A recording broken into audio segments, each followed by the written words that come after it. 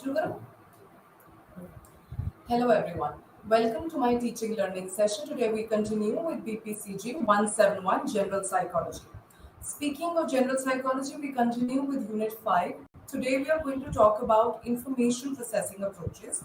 As we last time talked about approaches which is psychometric in nature, which is numeric in nature, in numbers, in forms of indices, cognitive indices, which is if you do not have either of the one, you cannot be called intelligence. Intelligent. So now, today we are going to talk about theories like Sternberg's theory, Gardner's theory, assessment of personality, which is assessment of intelligence, which is one of the most important part of intelligence, and individual differences. We are going to talk about types of intelligence and its test, and new kind of two intelligences, which is emotional and social. So let's continue and start with our unit. So, speaking of Sternberg's theory of intelligence, which was given by Robert Sternberg had an ideology, and his theory stated that intelligence is something about identifying a place, modifying it, shaping it, and adapting to it. So, people who are intelligent has the capacity to choose, shape, and adapt their environment as per their cultural and social norms. This completely goes to our environment in nowadays that today's intelligence is about picking up the environment, shaping it, after shaping it, being able to utilize it, adapt to it, and modify it according to our cultural and social norms. So there are three types of intelligences in three forms, which was given by Robert Sternberg. One is componential, the other is contextual, and the other is experiential. So, componential intelligence is also called as analytical intelligence. The reason that we speak about it as analytical intelligence is because componential talks about intelligence which is done in steps. So, this intelligence usually would found with children who are extremely high IQ children who perform extremely brilliantly in class, who do really well, and it comprises of three other parts within it, which is called as componential itself has three other parts in it, which talk about knowledge acquisition, meta component, and the last is performance. So, why the three are there? The three talks about how we are able to relate to intelligently working individuals in society. Also, at the same time, this kind of intelligence are with people who are very good with academic skills, perform on A1 to A1 in their skills. They are always excellent. They're highly critical and analytical in their skills. So we can remove those bunch of children who tend to perform very good with academic grades and are always performing excellent, irrespective of anything. Now, speaking of another kind of intelligence, which is called as experiential intelligence. Experiential intelligence is an intelligence that talk like the term suggests, experiential. It does talk about catching up on experience. It is also called as creative intelligence. Creative intelligence because it is the ability to develop novel and creative ideas on the basis of the kind of experiences that you've had over time. So here, these would be people who have a creative intelligence, has the capacity to dwell in and give out new creative ideas, but on the basis of the fact of being able to use their past experiences as a support. So speaking of that, experiential intelligence is the ability to develop novel ideas and solutions. People high on creative intelligence tends to, they tend to use their old experiences, they learn from their old experiences, utilize it. So when we see of the first one, componential are usually those part of our society who perform extremely well in their academics. The second would be creative people, people who use their experiences in the backlog and utilize it to give us novel, creative, and supportive ideas. The last that we talk about is contextual. Context itself means support and situations, like our behavior in a particular situation. So it is context. It is also called as a practical intelligence. See, there is a reason because these people who are of contextual intelligence are able to adapt to the kind of environment that you put into. That's why it's called context. You put people in different kind of environment, and they tend to adapt to those specific environment. So that is their ability to adapt to the environment on the basis of the demands of the society. Also, it involves applying of knowledge, information to their real world and adapt accordingly. These people are also referred to as very business smart and street smart people.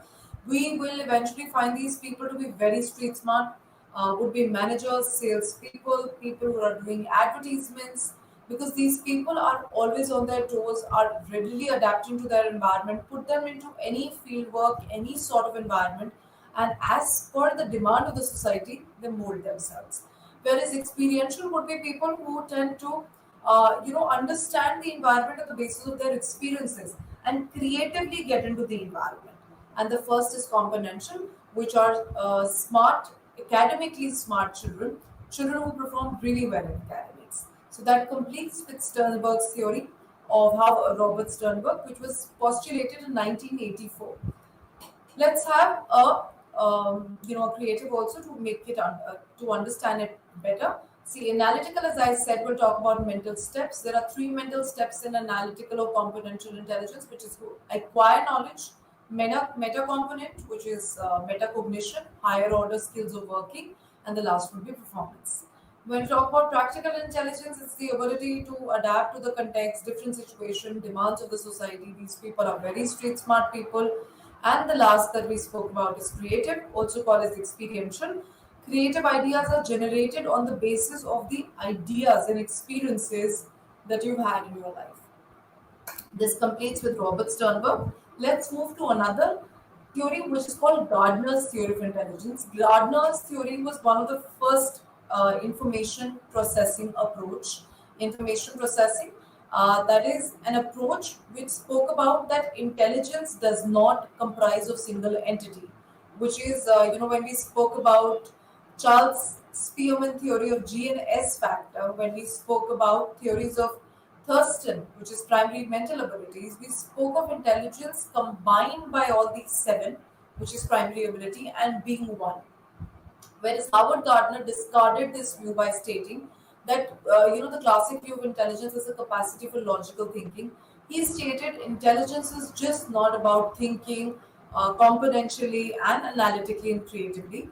He proposed that intelligence is not a single entity; it comes in various forms, and it's the ability, as it's mentioned on the slide, ability to solve problems, fashion products that are of consequence in a particular cultural setting or community. So that means this is the type of intelligence which could be found in different communities, different setups as per the kind of required skill needed. Let's take an example when we see singers around. And if, for example, the community is about singing, and singing is one of the most paramount part of that community, remember, musical intelligence would be something which would be a huge part of them. Then, if we speak about spatial intelligence is the intelligence of spaces. So, for example, if a person is surrounded with spaces and gains the knowledge of about spaces, areas, and tends to have better spatial intelligence, so as per the cultural settings and community that we are staying on, we have the ability to pick up different kinds of intelligence. There are 7 to 8 distinct types of intelligence which was given by Howard Gardner, which are these, and I'll support you with all the 8 that we understand. The first given on the upper on the slide is naturalistic. Naturalistic intelligence is found in people like gardeners, botanists, people who are associated to flora and fauna, which is so they are very nature smart. They're able to understand the kind of what kind of environment will grow, what kind of crops, what kind of flora and fauna. These are essentially gardeners and botanists and even natural scientists which work on nature. Then we have spatial intelligence that we just spoke of. These people are called as picture smart. The reason for them calling as picture smart is that they have the ability to manipulate, understand spaces, environment, and areas around them. So these could be architecture. They're also surgeons and also pilots. Pilots because they're able to understand spaces far better than any one of us. And then we come to bodily kinesthetic, a very known intelligence. These are athletes, dancers, gymnasts, people were able to not only use their body frequently but also being able to balance it, balance their posture, balance their body, being able to perform while balancing high level of endurance and strength. So athletes, I feel gymnasts, even dancers are very high on bodily intelligence. Then speaking of musical, these people are music smart, have the understanding of rhythm and tones. They're able to draw out music, sing well. So these could be lyricists, music directors, even singers, and at times people who are playing any sort of musical instrument are also a part of musical intelligence. Then we come to logically mathematical. Logical mathematical is people who are very smart with numbers. This is number smart, logic smart people. They manipulate, use numbers really well, and essentially we find these people to be, scientists, people who are able to invent anything through numbers. So if you talk about Albert Einstein, he was more logic smart, intelligent person than any other.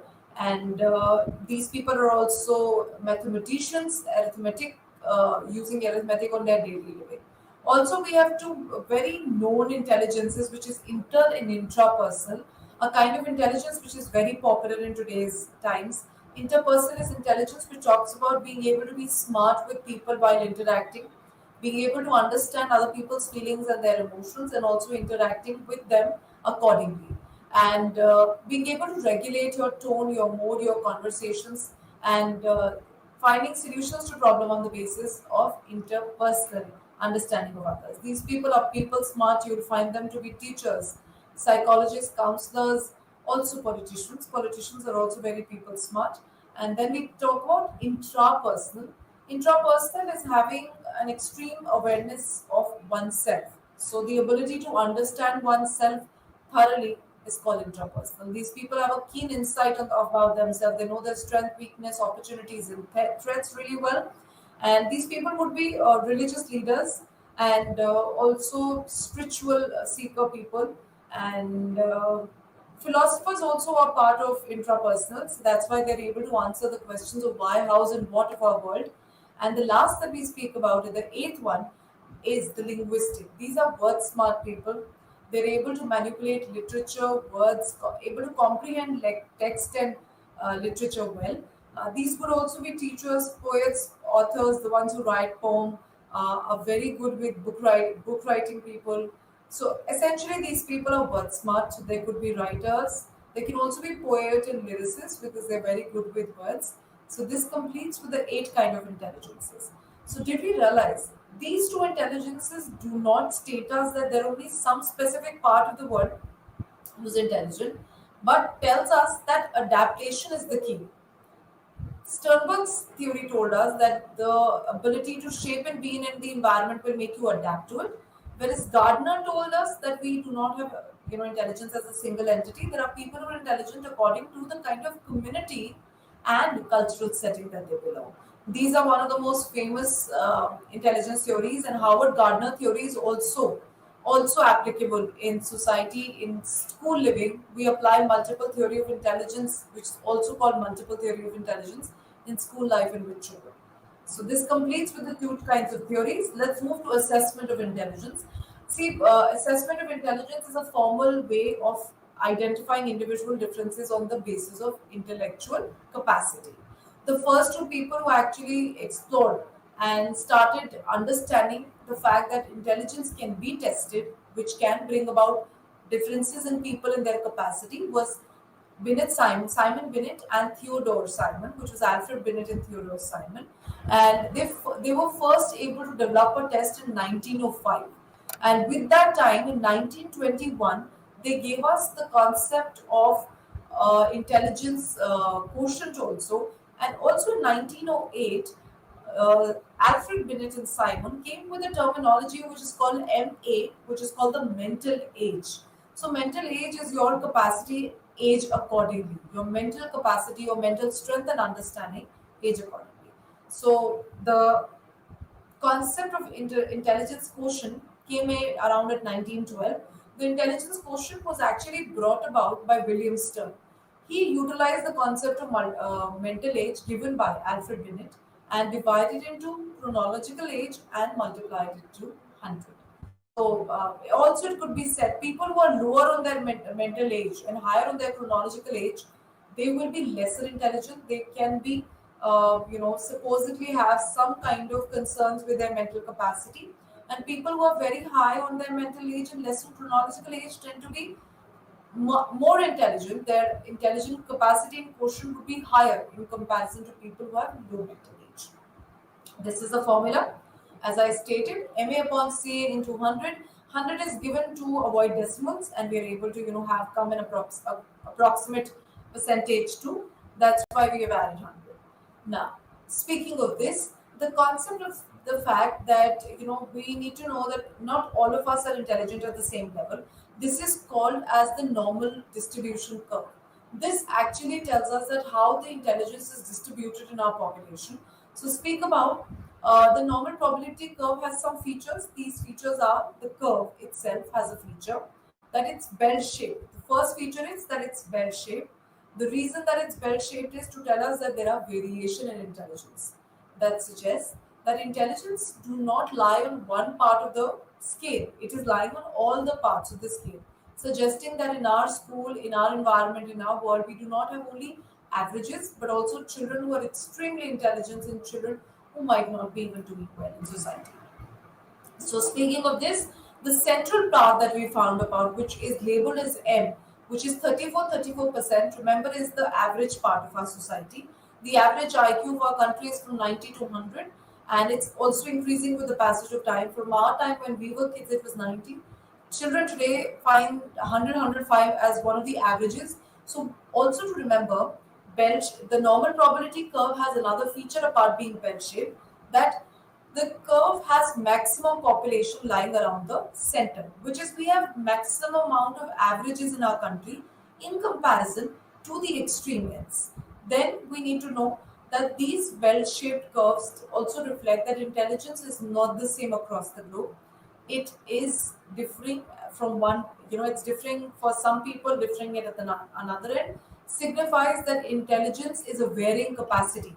So in a class, if there are 30 kids, always remember 15 of them or probably 20 of them would be people who are averages of the class, would be scoring from somewhere around 60, 65, 70, 75.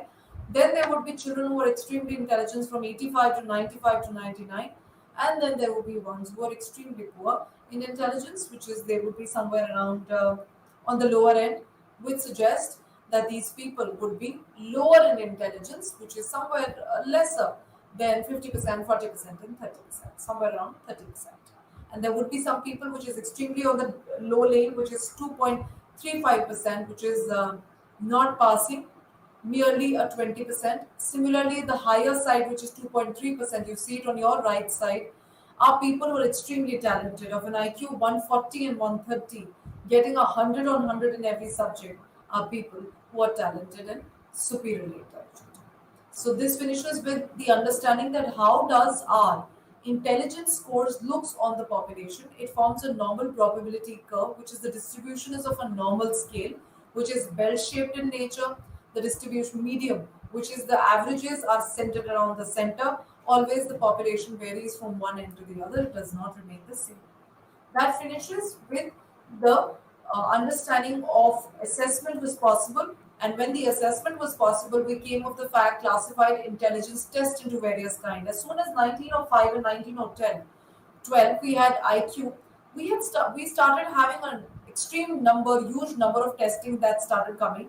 A lot of the tests came from Binet, which was Alfred Binet. He's one of the most popular psychologists of intelligence and gave a huge number of intelligence testing to us.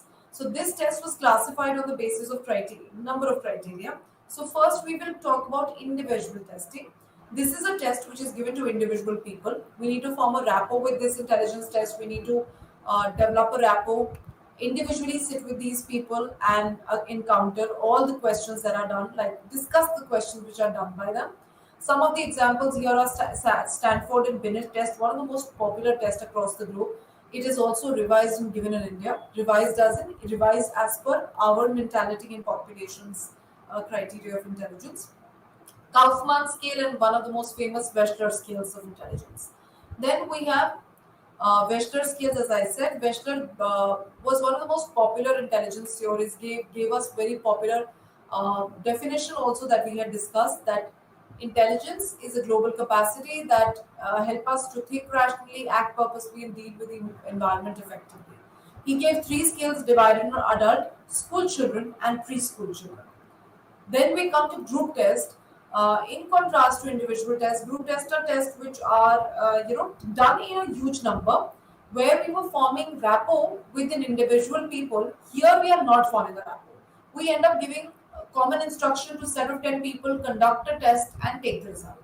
Quick in nature, gives lot of results, and no rapport formation needs to be done with this. Some of the most common ones are multidimensional aptitude battery, cognitive ability test.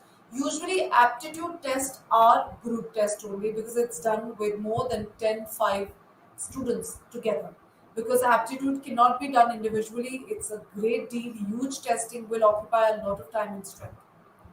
Then we come to other kinds of testing on the basis of literacy. One is called the verbal test. Verbal test are tests which solves problem on the basis of language. So this will require language and literacy to perform this test successfully. And verbal test is restricted to people who understand language and have literacy.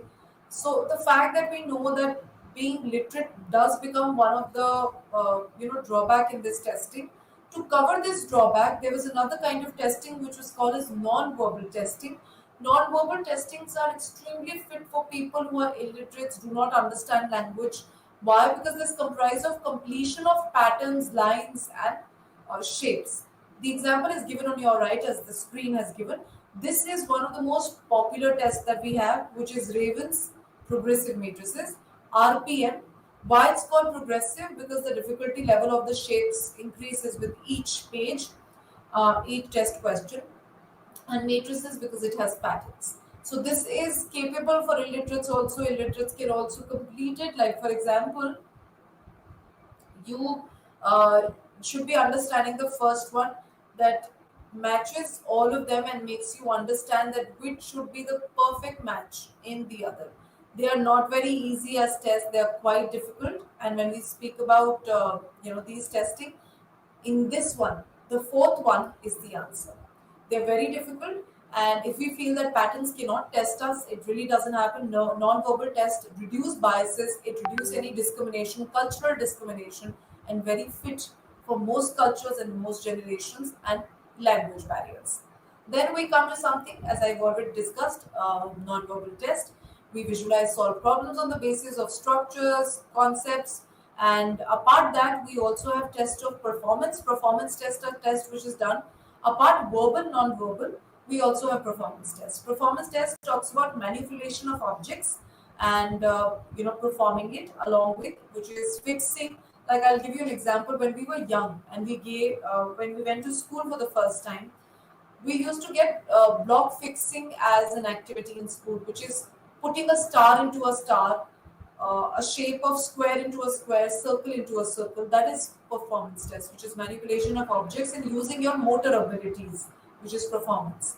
These tests also reduces cultural barriers and literacy barriers. And one of the popular tests are Coase block test and Bhatia's battery.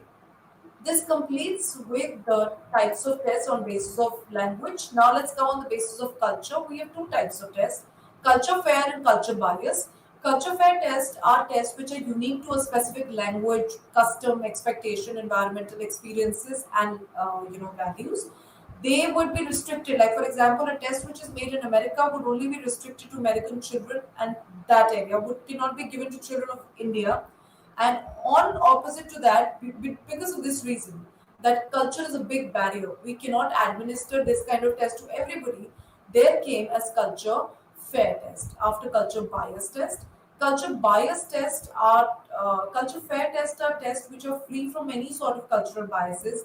It does not focuses on a common language. Like in India, initially the first few tests that came up were tests in Hindi, Bengali, Sanskrit, and Urdu. So later came culturally free tests, which were in English. English was a language which was available in all the country. It's school going children, and most children were learning that language. So, to keep it cultural free and no biases in it, these are tests which is common to all culture. One of the most common again is RPM, the shapes that we saw in the last picture. So that's called RPM, which is Raven's progressive matrices. This completes with the kind of tests that we have done on the basis of types in terms of literacy, language, and performance.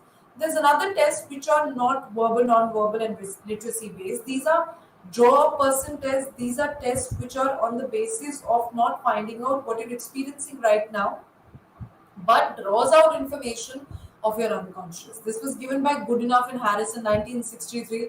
Very oldly, very old technique of testing, where children were usually asked to make three pictures: one boy, one girl, and anything else that they want to draw. And on the basis of drawing, interpretation was given. This is not a very direct test. These are indirect and projective techniques.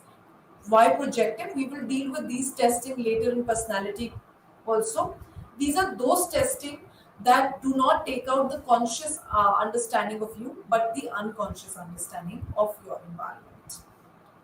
Now, culture-based test, we've already done this. Culture bias tests are tests which are, something which is specific to one culture, and do culture bias tests do have the difficulties of, having biases towards one culture. They cannot eliminate the kind of specific language and the kind of specific terms, values, expectations which is reflected. They are not culture fit. They cannot be used for everybody and anybody. So this finishes with test types of tests. Today we did intelligence information processing theory. We understood that intelligence can be tested and understood, and we did the types of tests. To understand that intelligent tests can be tested with the individual and group test, verbal non-verbal performance, culture fair, and culture bias test. Let's move to emotional and social intelligence that we talk about. One of the intelligences which are of great demand in our country now, and when we say great demand in our country, it's one of those intelligences that we really cannot survive without. So let's begin with emotional intelligence. Emotional intelligence was first understood, explained by Salvoy and Mayer. Speaking of Salvoy and Mayer, these were one of the first psychologists who stated that apart from logical, critical intelligences, there's another intelligence which is emotional intelligence. The traditional test could measure only the cognitive ability. So when we speak about the cognitive ability, which is mental ability, which is logical in nature, factual in nature, we did lose out the non-cognitive ability, which helps us manage with people, understand people, have a better understanding of our own emotions, etc. So this was quoted that intelligence has comprises of a quotient which is called an IQ, which explains the cognitive facility and ability of a person. So in contrast to that, in the early 90s, as I said, John Mayer and Peter Salvoy, which is Salvoy and Mayer, both of them defined a non-cognitive ability intelligence, which was called as emotional intelligence. So, what is cognitive ability intelligence? Which is IQ. Why? Because cognition is the ability to think, reason, understand well, judge well, decide well. Whereas when we talk about emotional intelligence does not speak about the ability to reason, understand, or judge well, but it speaks about the ability to relate to one's emotions well. The ability to understand not only your emotion but other people's emotion in the society, and then being able to be operating in society. So let's get into the definition given by both Salvoy and Young. So it's the ability to perceive and express emotions, assimilate emotions in thought, understand emotions with reasons, and regulate in self and others, which is very true. Emotional intelligence is the ability to be able to understand your emotion, being able to perceive, being able to reason the same emotions that you're experiencing, at the same time knowing, understanding, and assimilating and documenting other people's emotion, documenting in terms of understanding it, and then operating or solving a problem. So when we speak of this, remember it is an ability of today's time. Emotionally intelligent people perform far better than people who just have an IQ. So let's move to more things, which was given by Salvoy and Mayer. Proposed an integrated model also about EI, which is emotional intelligence. According to them, EI comprises of four following abilities. One is perceiving and expressing emotion, which is very true. So when they talk about components and they talk about integrative ability, they are trying to tell us that emotional intelligence had a model that stated that there are four abilities in it. The first is perceiving and identifying emotion and expressing it well. So this talks about being able to understand that you are happy right now. And happiness can be expressed with a smile. It can be expressed with feeling of probably a happy state of sense, which is elated, smiling, expressing that happiness with people. So first is correct identification and expressing it correctly. Then we talk about assimilating emotions and thoughts, which is the ability to use emotions, which is the ability to use emotion and then using those emotions to facilitate your cognitive processes, which is probably having a fight with a friend, and that fight has emotionally been very irrational of speaking bad things to one another. You tend to assimilate, which is you tend to gather all the things which is being said, try to introspect it and then understand the situation, what the other person might have gone through, problem solve, thought about it, reasoned it well, and then encountered your friend or anybody later. So this is about using your emotions to solve problems. Then we talk about understanding and analyzing emotion. This is just to, when we're talking to people face to face, the ability to, understand the language. At the same time, non-verbals and verbal communication, which is non-verbals are something that speaks about, the expressions of the eyes, the hand movements, the body posture, slouchy or very alert. So these are non-verbals that helps you analyze the actual emotions of people. And the last is, which is the most important, emotional intelligence, I feel, rests on this ability, which is regulation of emotion. The reason is regulation talks about being able to regulate your emotion thoroughly, not only understanding your emotions but also other people's emotion. And when we speak about this, remember, this suggests that when we are able to regulate our emotions according to people's situation and time, that actually tells us that we are high on emotional intelligence. If there is no emotional outburst, you know what is to be said, what, when, according to other people too. That's about how high emotional quotient of people. And always understand, people who are able to control, analyze their emotions well, are able to work extremely well in the kind of stressful environment that we have today. So much of competition, so much of scaling up the height in terms in 2 days, in one day. So all of this is only supported with extremely high emotional intelligence. Now, this is what emotional intelligence will comprise of. You need to be very self aware, you need to be empathetic, extremely motivated. Self regulation is the key, as I said, and social skills. Social skill is the interpersonal ability that we spoke about in Howard Gardner. Now, after emotional intelligence, let's move to another kind of intelligence, which is also a non-cognitive ability, which is social intelligence. This was postulated first and found by E.L. Thorndike. He stated that this term should actually be used to explain the, understanding of how people manage other people wisely. So the skill of managing other people wisely is social skills. That's why it's social intelligence. And let's understand the actual operational definition, which was given by Goldman in by of social intelligence. He defined social intelligence to be being intelligent is just not about our relationship, but also in them. This, according to Salvo and Meres, intelligence, emotional intelligence of social intelligence. So this is a kind of intelligence which is not about being intelligent in relationship, but also being intelligent with people. So how smart you are with people, how smart you're able to manage yourself, decide, regulate with number of people, understand them, is all social intelligence. Then Barron in 16 or 2006 proposed there are two terms related to social intelligence, and he further also pointed out that in the theory of intelligence of Gardner, conceptualized personal intelligence, which is a combination of inter and intra-person, which came far more later. After Howard Gardner had proposed his theory, he said there is another kind of intelligence which could be personal intelligence, which is a combination of inter and intra-personal, which is both understanding of self and understanding of others, which combines to become personal, which is equivalent to social intelligence. Then, according to Barron model, emotional social intelligence, he actually combined the two kind of non-cognitive abilities together and stated that social and emotional intelligence, he did a cross-sectional study also and related them together and stated that there's an index which could be made, which is called ESI.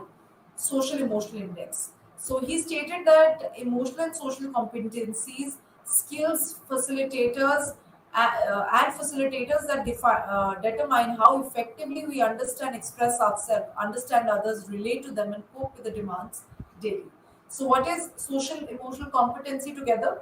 Being able to relate to others, being able to manage people and time with others, being able to deal with people on a daily living and cope with them.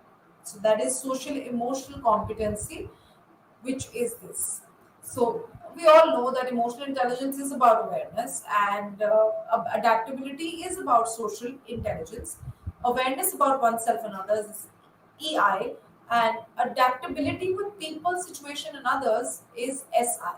We get them together to get into a new concept that we should be aware of, which is called attunement. Attunement is a concept that talks about being adjusted with the use of awareness of yourself and adaptability with others. Remember, this kind of intelligence is so useful in today's time. Our ability to know people and being able to adapt to them is one of the best things that we can comprise as competency today when we are working in our day to day life, dealing with people, situations, events, and life. So, this completes with something that we speak about was as intelligence.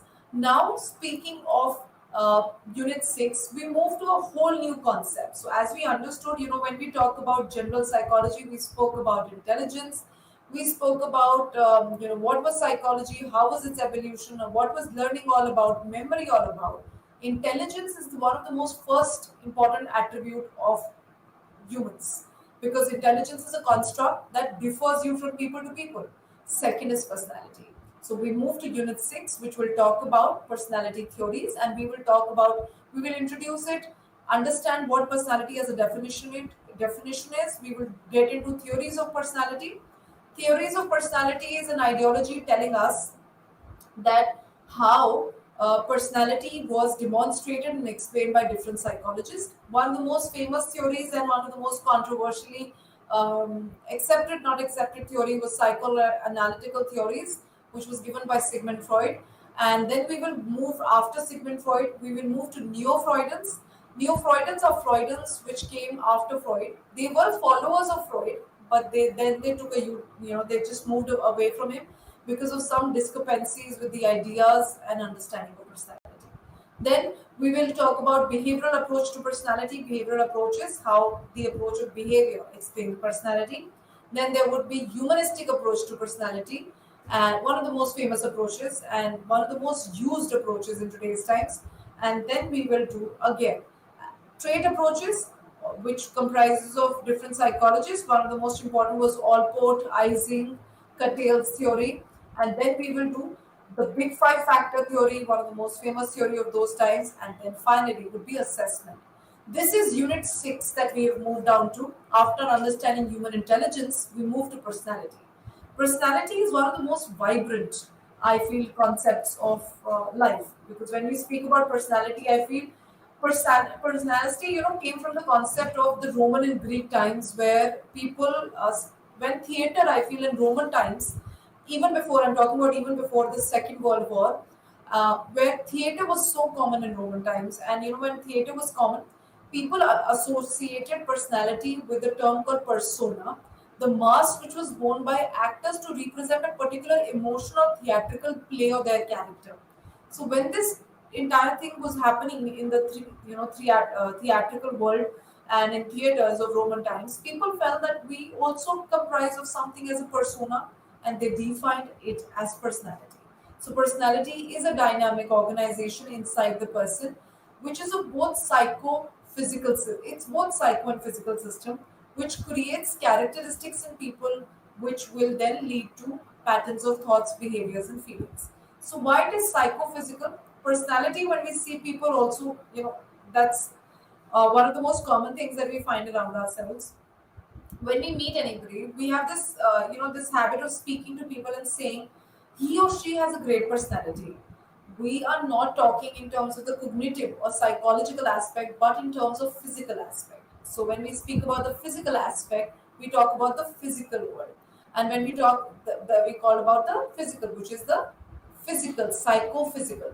And when we talk about their attributes of being smart, being presentable, being able to address so many people together, amiable as a person, as personality, these are psychological features. So remember, it's dynamic in nature, which is personality does remain same over time, but it has the ability to change during drastic conditions, traumatic conditions, etc.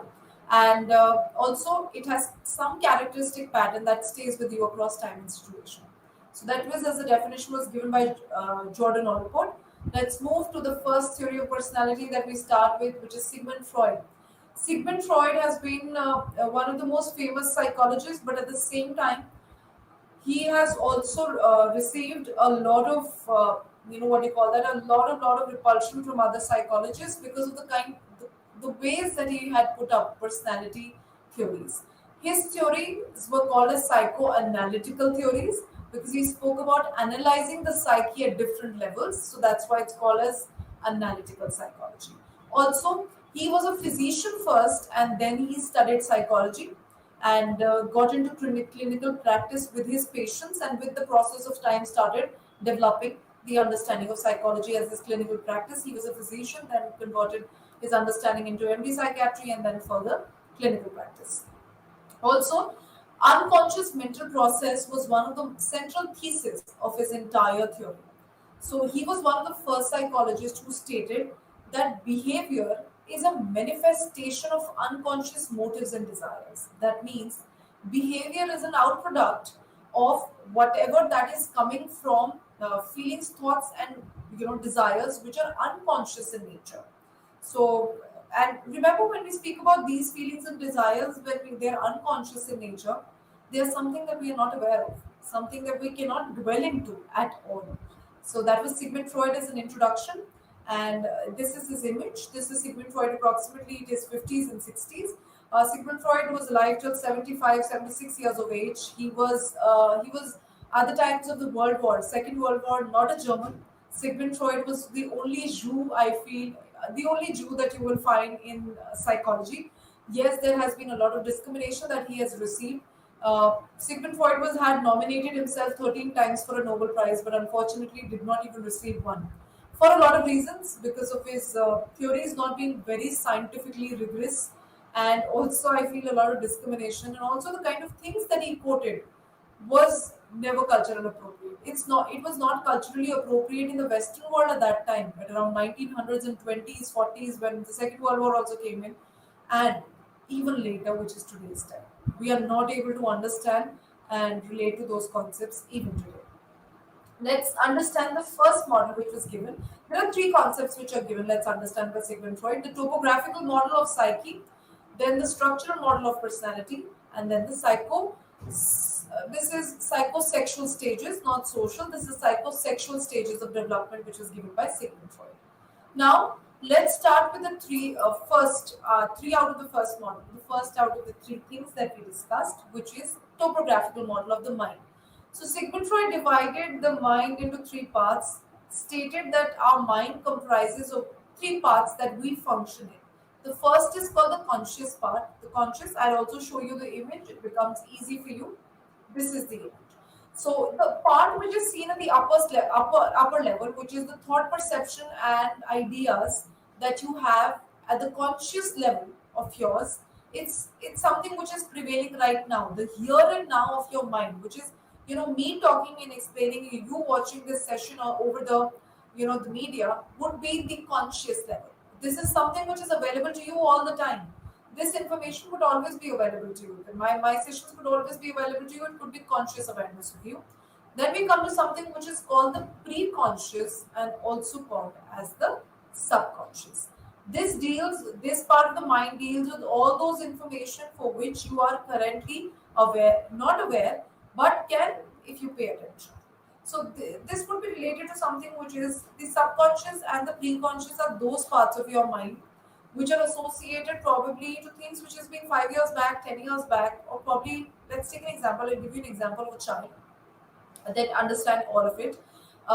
Let's take the pre-conscious and subconscious would be memories of 10 years back. If you go back to pictures and conversation of those time, you can recover them. So recovery is possible. We can get back these information only if we pay attention and if we pay some focus onto it. Then there is unconscious. Unconscious, according to Sigmund Freud, was the reservoir, of your all the drives, all the sexual drives, all the instincts that he studied. So this part of the mind comprises of everything which has been socially unacceptable. Those needs and desires which has not been acceptable probably has given some immoral urges, some selfish needs, some irrational, needs of yours or wishes, shameful experiences that you do not want to discuss with people, some violent motives, some sexual desires, some sexual feeling towards people is something which is here.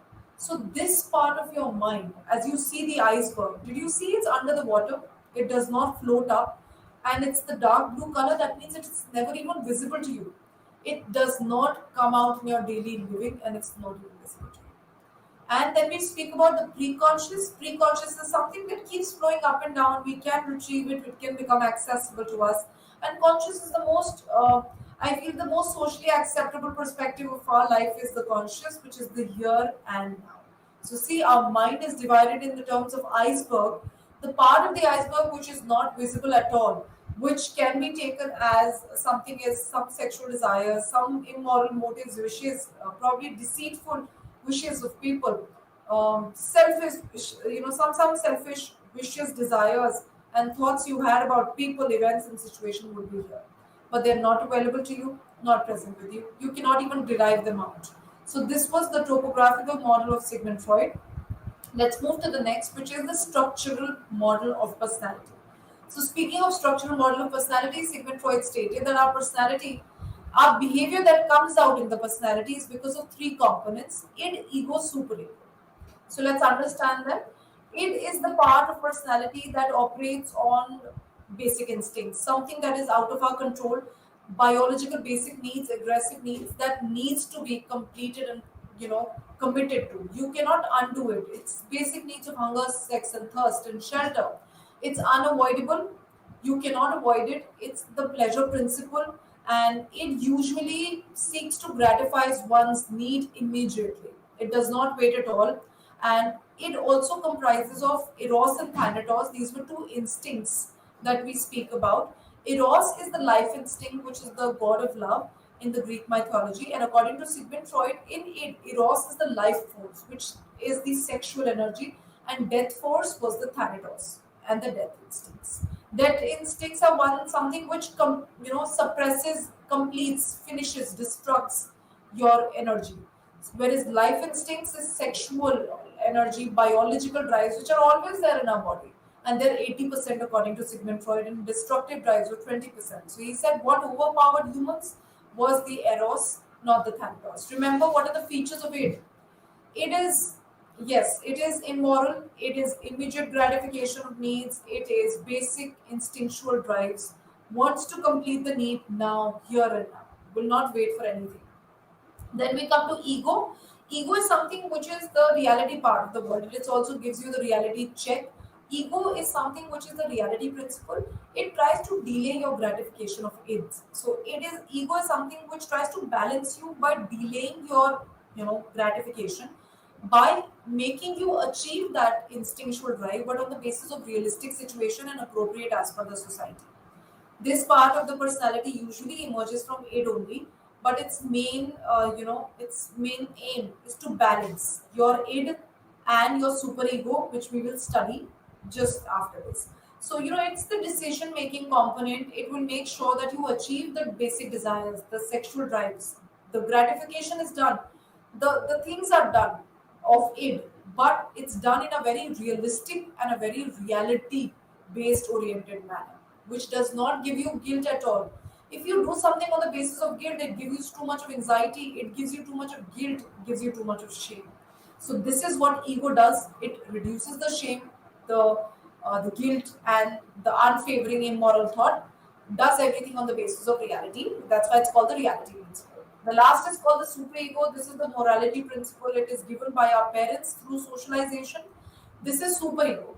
Terms, conditional value, moral ethics given by society and your, usually given by society and culture by your parents, like instilled in you by your parents. This controls it, does not let it gratify. It says you have to be morally appropriate all the time. And our superego consists of two parts, which is the conscience and the ideal self. The conscience role is to punish or reward if you do something, which punish you if you do something wrong, and reward you if you do something right.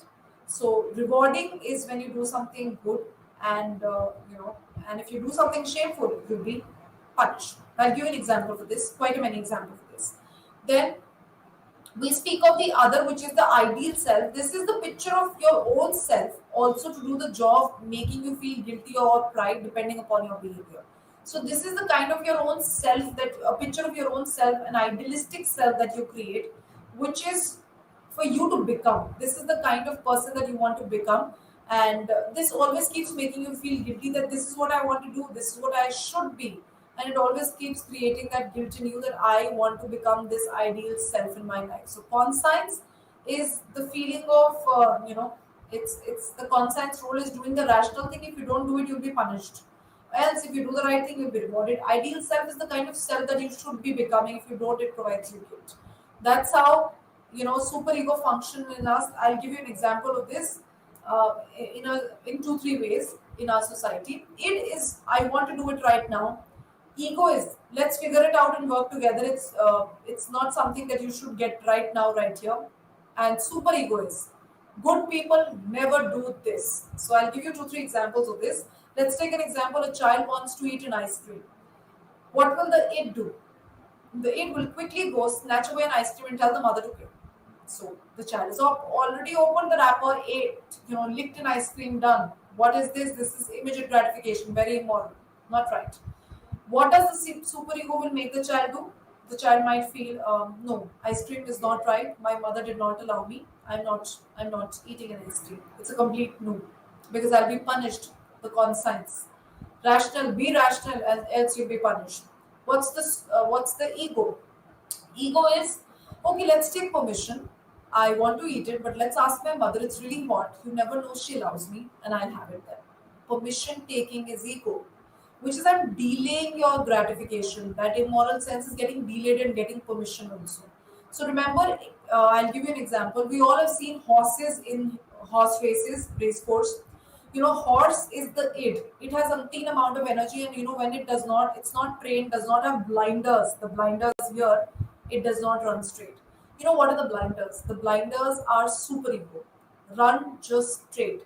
So blinders usually are there to make the horse run just in the same direction. They will, if you put a blinder in front of the horse will just run straight irrespective of taking a turn. Who's the ego? The person who's riding the horse and using the rein to control it. The rein becomes the ego. That's how our behavior works in all day times, which is id, ego, and super ego. I'll give you another example of this. For example, you are in an examination and unfortunately you did not know the paper. What will it do? Quickly cheat from everybody, take their paper, ask the answers as much as possible, and finish their paper. What will superego do? I will write as much as I want to generally. I don't know the paper, did not study well. I knew this had to happen with me. I cannot cheat. It's immoral. I'll be punished. My image will go bad in front of my teachers. So that is superego. But what does ego know? Ego knows we need to balance it. If the child fails, that's going to be extremely guilty again. But if they cheat, it's going to lead to very bad image. So child writes the paper till for one extreme good hour, which creates an image the child knows the paper. And then in the last 1 hour, the child looks around, looks and peeps around, does not ask people, sees the answer here, hear people talking, catches the answers and writes. That's the ego. Ego delayed the gratification, did not sneak anything from the other people, but is able to seek and satisfy your id and also take care of superego. You did not cheat. You ideally did not cheat. Ego and superego um, works, and in even everyday life, you could see, people lying to one another is id, cheating on one another is id. People extremely not talking to other people, cutting down with other people, opposite gender, immoral activities, not getting into promiscuous sexual urges is superego. People extending friendship and then staying with them to know and know the feel of the person but not doing anything wrong is ego. So that's how your gratification is there, but it's delayed and not fully fulfilled. So that's what ego does to us. But ego is ego's work, I feel, is so much that we need to know ego also gets trouble. Ego has a role to protect you from anxiety every time that the id is there. The biological need comes in, the sexual need comes in, the ego comes to take care of you. So remember, whenever there is anxiety, ego not only just delays your gratification, at times it uses ego defense mechanism to delay this gratification. So these are, whenever there is anxiety and stress from your desires and motives makes you overwhelmed, we try to use some strategies to take care of those desires. That is called as ego defense mechanism. This Freud solely aimed to employ. These were there to relieve the anxiety which was created by id, and which controlled the individual by making them shameful, guilty, anxious. So what did the ego did? Ego, this just not using delay on gratification, use this ego defense mechanism for us. So let's go through all of them. One is denial. Denial is, there are examples also which I've mentioned in the screen. One refuses, admits that I do not take alcohol. So if a person asks you, are you alcoholic? The person completely refuses, which is denial. I do not take alcohol at all. That's denial. Then there is displacement, whereas you put your source of anxiety and displace it to the other people, which is, for example, Mark is angry with his older brother but does not express on Mark, but verbally abuses the server, which is the waiter in the restaurant. So, which is displacement from the original to the substitute. This is again a good defense mechanism. Then there is projection, which is attributing your own unacceptable desires on other people, which is like Chris often cheats on her boyfriend, but claims and asks the boyfriend that you are cheating.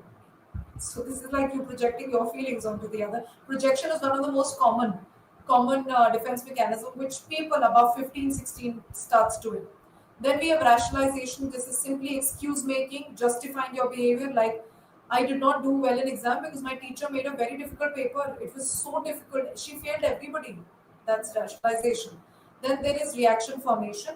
Reaction formation talks about reducing anxiety by adopting something extremely opposite of what you're feeling. Example given: Nadia is angry with her co-worker Beth for always arriving late to work after a night of partying. But she is nice and agreeable to Beth and confirms that partying is really cool. Did you see the opposite feeling? We do it often. You fight at home with your siblings. You go out and then you protect your siblings in front of other people. This is a very, very common defense mechanism, as times used for socially appropriate behaviors, at times used for being socially appropriate also. Then there is regression. Regression and depression was one of the first few defenses which was given by Sigmund Freud. It stated that regression is returning to coping strategy which are less adequate, which is returning to coping strategy of previous year of life. So very simple example. You want to go out with friends for a movie or probably for a trip. Your parents don't agree. What do? You start crying. You lock doors, don't eat food. This is done by children, preschoolers, lying and showing temper tantrums. So, resorting to something which is lesser progressive and less adequate and mature as per your stage is something which is defense mechanism. So, speaking of that, that finishes with defenses today and personality theories. Thank you.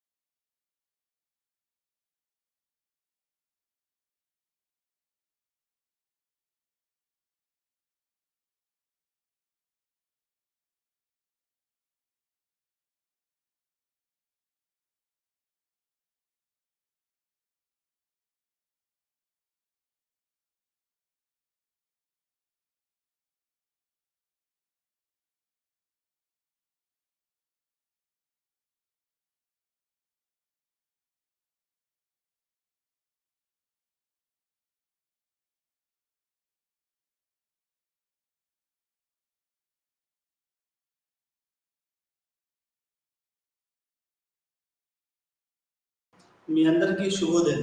ఈరోజు మనము introduction to sociology అనే దాంట్లో నిర్మాణం మరియు పనితీరు అనే chapter గురించి మనం తెలుసుకుందాం, పాఠం గురించి తెలుసుకుందాం. దాన్ని ఇంగ్లీష్లో మనం చెప్పాలి అంటే స్ట్రక్చర్ అండ్ ఫంక్షన్ అని చెప్తారు. అసలు నిర్మాణం అంటే ఏంటి, అసలు పనితీరు అంటే ఏంటి, నిర్మాణం అంటే ఒక్కొక్క సమాజం అనేది ఏ రకంగా నిర్మాణమై ఉంటుంది, దాని ఏ రకంగా అది పనిచేస్తుంది అనేది చాలా ప్రధానంగా ఈరోజు మనం పాఠంలో తెలుసుకుంటాం. ఈ పాఠంలో మనం ఇంకొక సైద్ధాంతిక పరమైనటువంటి విషయాలను కూడా ఈరోజు మనం చర్చించవలసి ఉంటుంది. అసలు మన నిర్మాణం అంటే మీరు గుర్తుపెట్టుకోండి, ఏ సమాజమైనా కొన్ని ప్రాథమిక సామాజిక సంబంధాల నిర్మాణాన్ని కలిగి ఉంటుంది. అది మనం ఇంగ్లీష్లో చెప్పాలి అంటే patterns of social relation is called structure. మరోసారి చెప్తున్నాను, patterns of social relations is called structure. అంటే ఒక్కొక్క సమాజంలో ఏ రకంగా మానవ సంబంధాన్ని కలిగి ఉన్నాయి. మీకు ఒక ఉదాహరణ చెప్పాలి అంటే మన సౌత్ ఇండియాలో ఎట్లాంటి సంబంధాలు కలిగి ఉన్నారు, నార్త్ ఇండియాలో ఎట్లాంటి సంబంధాలు కలిగి ఉన్నారు ఒకరికి ఇంకొకరికి, అదేవిధంగా యూరోప్లో ఎట్లాంటి సంబంధాలు కలిగి ఉన్నారు, అదేవిధంగా ఆఫ్రికాలో ఎట్లాంటి మానవ సంబంధాలని కలిగి ఉన్నారు. దీన్ని ప్యాట్రన్స్ ఆఫ్ దీన్ని ఏమంటారంటే patterns of human relation is called structure. దీన్ని మనం నిర్మాణం అని చెప్పొచ్చు. నిర్మాణం అనేది రకరకాలైనటువంటి ఫంక్షన్స్ చేత అది నిర్మించబడి ఉంటుంది. కాబట్టి నిర్మాణము పనితీరు అనేది చాలా చాలా మనకు అర్థం చేసుకోవాల్సినటువంటి విషయం ఉంది. ఎందుకంటే మనం సోషియాలజీ మొత్తం చదువుతున్న కొద్దీ ఈ సిద్ధాంతాల మీదనే మొత్తం సామాజిక శాస్త్రం ఆధారపడి ఉందని చెప్పొచ్చు. ఎందుకంటే ఒక సమాజం గురించి మనం తెలుసుకోవాలి అంటే దాని నిర్మాణం తెలుసుకోవాలి. ఆ నిర్మాణం తెలుసుకున్నప్పుడు ఏమైందంటే మనం ఆ సమాజాన్ని చాలా సులువుగా దాన్ని అర్థం చేసుకొని దాన్ని మనము ఎక్స్ప్లెయిన్ చేయడానికి అవకాశం ఉంటుంది. అదేవిధంగా స్ట్రక్చర్ అంటే నిర్మాణము, ఫంక్షన్ అంటేమో పనితీరు. పనితీరు అంటే ఒక్కొక్క విభాగం సమాజంలో, ఒక్కొక్క విభాగం అనేది సమాజం మొత్తానికి ఏ రకంగా అది ఉపయోగపడుతుంది అనేది తెలుసుకోవడం కూడా ఈ రోజు మనం పాఠంలో తెలుసుకోవాల్సినటువంటి విషయం. దీన్నే మనం ఇంగ్లీష్లో ఏమంటారంటే ఫంక్షనలిజం అని చెప్తారు. ఏమైంది అంటే సమాజాన్ని మొత్తం అర్థం చేసుకునేటప్పటికీ మీరు ఒకటి ఇంకొంచెం లోతుకి వెళ్తే మనకి ఏమర్థమవుతుంది అంటే చార్లెస్ డార్విన్ గురించి మీరందరికీ తెలిసే ఉంటుంది. అతను ఏం చెప్పాడయ్యా అంటే మానవ సమాజం కూడా ఎట్లా ఉంటుంది, సర్వైవల్ ఆఫ్ ది ఫిట్టెస్ట్ అని చెప్పాడు. అంటే ఎవరైతే మానవ మనుగడ గురించి పోరాటం జరుగుతుంది, మనకున్నటువంటి రిసోర్సెస్ అంటే సంపద, ఉన్న సంపదకు చాలా మంది ఎక్కువ పోటీ పడతారు, దాంట్లో ఎవరు గెలిస్తే వాళ్ళే బతుకుతారని చార్లెస్ డార్విన్ చెప్పాడు. అదేవిధంగా ఎవల్యూషనరీ థియరీస్ అంటే మానవ పరిణామ క్రమము ఏ రకంగా జరిగింది, కోతి నుండి మానవుడు వచ్చాడు, ఇవన్నీ అంటే వీటిని ఎవల్యూషనరీ థియరీస్ అంటారు. Including Charles Darwin's the origin of species అనే పుస్తకం కూడా ఎవల్యూషన్ థియరీ అని చెప్పొచ్చు. ఇది బాగా సమాజాన్ని అర్థం చేసుకోవడానికి ఒక ఊపిందని చెప్పొచ్చు. మొత్తం సామాజిక శాస్త్రాన్ని, మానవ ఆలోచనని the origin of species by Charles Darwin's అనే పుస్తకము మొత్తం సమాజాన్ని అర్థం చేసుకోవడానికి ఒక ప్రధాన భూమికను అది ఏర్పాటు చేసింది.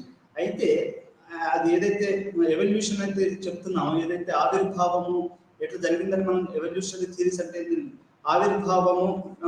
ఆవిర్భావము సంబంధించిన సిద్ధాంతాలు ఏవైతే ఉన్నాయో చార్లెస్ డార్విన్ గారు ఏదైతే చెప్పారో, దాని తర్వాత కాలంలో వచ్చినటువంటి ఎమెల్ డర్కైమ్ కానివ్వండి, మిగతా వచ్చిన సోషియాలజిస్టులు, ఆంథ్రోపాలజిస్టులు ఈ యొక్క చార్లెస్ డార్విన్స్ యొక్క evolutionary theories, survival of the fittest ని వాళ్ళు కొట్టేశారు. ఎట్లా అంటే ఆ తర్వాత వచ్చినటువంటి ప్రముఖ సామాజిక శాస్త్రవేత్త అయినటువంటి ఎమెల్ డర్కైమ్ ఏం చెప్తాడు అంటే మనుషులు అనేవాళ్ళు ఒకదానికి ఒక ఉన్న రిసోర్సెస్ అంటే ఈ యొక్క వనరుల గురించి ఏం పోరాడుకోరు. ఆయన ఏమంటాడు అంటే ఎమెల్ డర్కైమ్ మానవ సమాజం పెరిగిన కొద్దీ మీకు డిఫరెన్షియేషన్ ఆఫ్ వర్క్ పెరుగుతుంది. డిఫరెన్షియేషన్ ఆఫ్ వర్క్ అంటే స్పెషలైజేషన్ పెరుగుతుంది. ఉదాహరణకి మీకు ఒక బెస్ట్ ఉదాహరణ చెప్పాలంటే ఈ రోజు మనం 20వ శతాబ్దంలో ఉన్నప్పుడు మనకి ఏమర్థమవుతుంది అంటే ఒక చిన్న సౌండ్ ఇంజనీర్ కు మనకు ఆస్కార్ అవార్డు వచ్చింది. ఏఆర్ రెహమాన్ స్లమ్డాగ్ మిలియనీర్ లో జస్ట్ సౌండ్ అంటే ఒక పాటకి ఎట్లాంటి సౌండ్ పెట్టాలి, అది వెనకాల ఎట్లాంటి ఇవ్వాలి అనేది అది ఒక స్పెషలైజేషన్ ఉన్నట్టు, దాన్ని సౌండ్ ఇంజనీర్ అంటారు. అంటే డిఫరెన్షియేటెడ్ వర్క్ అంటే మనకి ఏమవుతుంది, మానవ సమాజం పెరిగిన కొద్దీ డిఫరెన్షియేషన్ ఆఫ్ వర్క్స్ పెరుగుతుంది. సౌండ్ కి ఒక ఆస్కార్, సౌండ్ మిక్సింగ్ కూడా ఒక ఆస్కార్ అవార్డు ఉందనే విషయం కూడా చాలా మందికి తెలియదు. దానికి అవార్డు వచ్చింది అంటే దాని అర్థం ఎందుకు చెప్తున్నాను ఉదాహరణ అంటే ఒక చిన్న పనికి ఒక ఆస్కార్ అవార్డు రావడం అనేది అంటే ఒక చాలా ఇంపార్టెంట్ పని. అది దానికి ఆస్కార్ రావడం అసలు ఒక సౌండ్ విభాగం ఉంది, దాంట్లో ఈ మిక్సింగ్ అనేది ఒకటి ఉంది అనేది మనకు దాని ద్వారా తెలిసింది. అంటే ఇక్కడ ఎవల్యూషనరీ థియరీ తప్పు అయిపోయింది అన్నట్టు. అంటే ఈ ఉదాహరణ ఎందుకు చెప్పాను అంటే, ఏదైతే చార్లెస్ డార్విన్ చెప్పినటువంటి మనుషులు మనుగడ పోరాటంలో ఉన్న ఉన్న వనరులకు చేజిక్కోవడానికి ఒకరికొకరు పోరాటం చేస్తారు అట్లాంటి కాకుండా, ఈ ఎమెల్టర్కేమ్ ఏం చెప్తాడు అంటే, ఆయన పిహెచ్డి థీసిస్ లో కూడా ఆయన ఏం రాశాడు అంటే, ఆయన మొత్తం అసలు ఈ యొక్క ఎవల్యూషనరీ థియరీని ఆయన కొట్టిపడేశాడు. ఎట్లా కొట్టిపడేశాడు అంటే, ఆయన ఏమంటాడు అంటే, సమాజం పెరిగిన కొద్ది ఏమవుతుంది అంటే, ఒక సాదాసీదా సమాజం నుండి ఒక పట్టణ పారిశ్రామికీకరణ నగరంగా రూపాంతరం చెందేటప్పుడు ఏమవుతుందంటే, డిఫరెన్షియేషన్ ఆఫ్ వర్క్ జరుగుతుంది, స్పెషలైజేషన్ అనేది జరుగుతుంది. ఈ స్పెషలైజేషన్ అనేది మానవ సమాజాన్ని ఒక ఊపిరిగా అది కొనసాగుతూ ఉంటుంది. ఇప్పుడు ఒక్కరోజు మనకు ఒక స్పెషలిస్ట్ రాకపోతే మొత్తం సమాజం, ట్రాఫిక్ సిగ్నల్ ఆపరేటర్ రాలేదనుకోండి, ఉదాహరణకి హైదరాబాద్ ట్రాఫిక్ సిగ్నల్ ను ఆపరేట్ చేసే ఒక వ్యక్తి, మొత్తం హైదరాబాద్ లో కంట్రోల్ రూమ్ ఉంటుంది కదా, దాంట్లో ఆ స్పెషలిస్ట్ రాకపోతే ఆ రోజు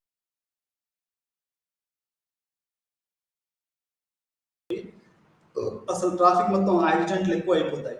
అంటే ఇక్కడ అర్థం ఏంటి అంటే, డిఫరెన్షియేటెడ్ వర్క్ అంటే స్పెషలైజేషన్ జరుగుతుందని మనకి ఇక్కడ అర్థం చేసుకోవాలి. అంటే సమాజంలో ఎట్లా మానవ సంబంధాల క్రమం ఉంది అనేది అర్థం చేసుకోవడము, దాన్నే స్ట్రక్చర్ అంటారు. పనితీరు అంటే ఒక్కొక్క స్పెషలైజేషన్ ఎట్లా మొత్తం సమాజానికి ఉపయోగపడుతుంది అనేది కూడా తెలుసుకోవడం అనేది ఈ రోజు మనం తెలుసుకోవాల్సిన స్ట్రక్చర్ అండ్ ఫంక్షన్ అనేది మనం అర్థం చేసుకోవాలి. ఎందుకంటే ఇప్పుడు ఒక ఇల్లు నిర్మాణం చేయాలంటే కూడా మనకు నిర్మాణం అవసరం. గోడలు లేకుండా, పైకప్పు లేకుండా, లేకుంటే కింద పునాదులు లేకుండా ఏ రకంగా మనం ఇల్లును నిర్మించలేమో, అదేవిధంగా ఒక సమాజాన్ని నిర్మాణం కూడా ఉంటుంది. ప్రతి సమాజంలో కూడా బంధుత్వాలు ఉంటాయి, ప్రతి సమాజంలో సంఘాలు ఉంటాయి, ప్రతి సమాజంలో కూడా అసోసియేషన్స్ ఉంటాయి, ప్రతి సమాజంలో కిన్షిప్ ఉంటుంది, కుటుంబాలు ఉంటాయి, పిల్లలు ఉంటారు, మతాలు ఉంటాయి, అదేవిధంగా స్కూల్స్ ఉంటాయి. అంటే ఇన్ని రకాలైనటువంటి నిర్మాణాలు ప్రతి సమాజంలో ఉంటుంది. అంటే అసలు అవి లేకుండా సమాజం అనేది ఉండదు. మరి ఇంత నిర్మాణం ప్రతి చోట ఉంటుంది నిర్మాణం. దీన్నే మనము స్ట్రక్చర్ అంటే, నిర్మాణం అంటే ఏంటంటే ప్యాటర్న్ రిలేషన్స్. అయితే ఇవి ఏ రకంగా అవి అల్లిక అంటారే, మనం ఇప్పుడు ఒక స్వెటర్ అల్లేటప్పుడు, లేకపోతే ఇంకేదన్నా మన ఊర్లో మా నాన్నమ్మ ఏంటంటే మన చేపలు, మన ఏంటి తాటాకు ఈత చెట్టు వాటితోటి మా బాపమ్మ చేపను నేసేది అన్నట్టు. అంటే అల్లిక చేసేసి ఒక చేపను తయారు చేసేది, అంటే పడుకోవడానికి, కింద పడుకోవడానికి. అట్లే సమాజం కూడా ఒక అల్లిక ఉంటుంది. మానవ సంబంధాలు ఒక అల్లిక ఉంటుంది. ఆ అల్లికనే మనం ఏమంటాము అంటే నిర్మాణం అంటాం. దాన్ని ప్యాటర్న్స్ ఆఫ్ సోషల్ రిలేషన్ నిర్మాణం అనేది ఉంటుంది. ఒక్కొక్క చోట ఒక్కొక్క నిర్మాణం ఉంటుంది. అది అమెరికా అయితే మానవ సంబంధాలు అనేది ఒక రకంగా ఉంటుంది. ఎందుకంటే అక్కడ వ్యక్తిగత స్వేచ్ఛ, ఆ తర్వాత ప్రైవసీ, అంటే ఒక వ్యక్తికి చాలా చాలా ప్రైవసీ ఉంటుంది. ఒక ఇంటర్వ్యూలో ఇంకో ఇంటర్వ్యూతో మాట్లాడకపోవచ్చు కొన్ని సంవత్సరాల పాటు, ఎందుకంటే అంత ప్రైవసీ ఉంటుందని విన్నాను నేను చూడలేదు. కానీ భారతదేశంలో అనుకోండి, మనం ఉన్నా కానీ మన పక్కింటోడు మన మీద ఏదో మాట్లాడడానికో దేనికో వస్తూ ఉంటాడు. అంటే ఇక్కడ కొంచెం కమ్యూనిటేరియన్ లైఫ్ ఉంటుంది. అంటే అక్కడ స్ట్రక్చర్ వేరు, ఇక్కడ స్ట్రక్చర్ వేరు. ఇక్కడ ఏంటి అంటే సౌత్ ఏషియా మొత్తంలో, ఇండియా, పాకిస్తాన్, బంగ్లాదేశ్, నేపాల్, శ్రీలంక, ఈ కంట్రీస్లలో ఏంటంటే సోషల్ స్ట్రక్చర్ డిఫరెంట్గా ఉంది. ఇక్కడ కుల నిర్మాణాలు ఉన్నాయి, ఇంకేవో మతాలు ఎక్కువ పట్టించుకుంటారు.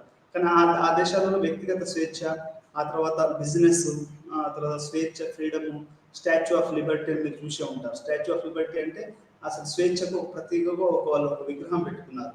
అంటే ఒక్కొక్క సమాజంలో ఒక్కొక్క ప్యాటర్న్ అనేది ఉంటుంది, అంటే ఒక నిర్మాణం అనేది ఉంటుంది.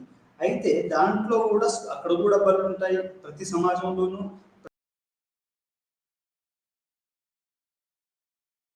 మతాలకు సంబంధించినటువంటి విషయాలు ఉంటాయి, ఆ తర్వాత స్పోర్ట్స్ ఉంటాయి, అన్ని రకాలైనవి ఉంటాయి.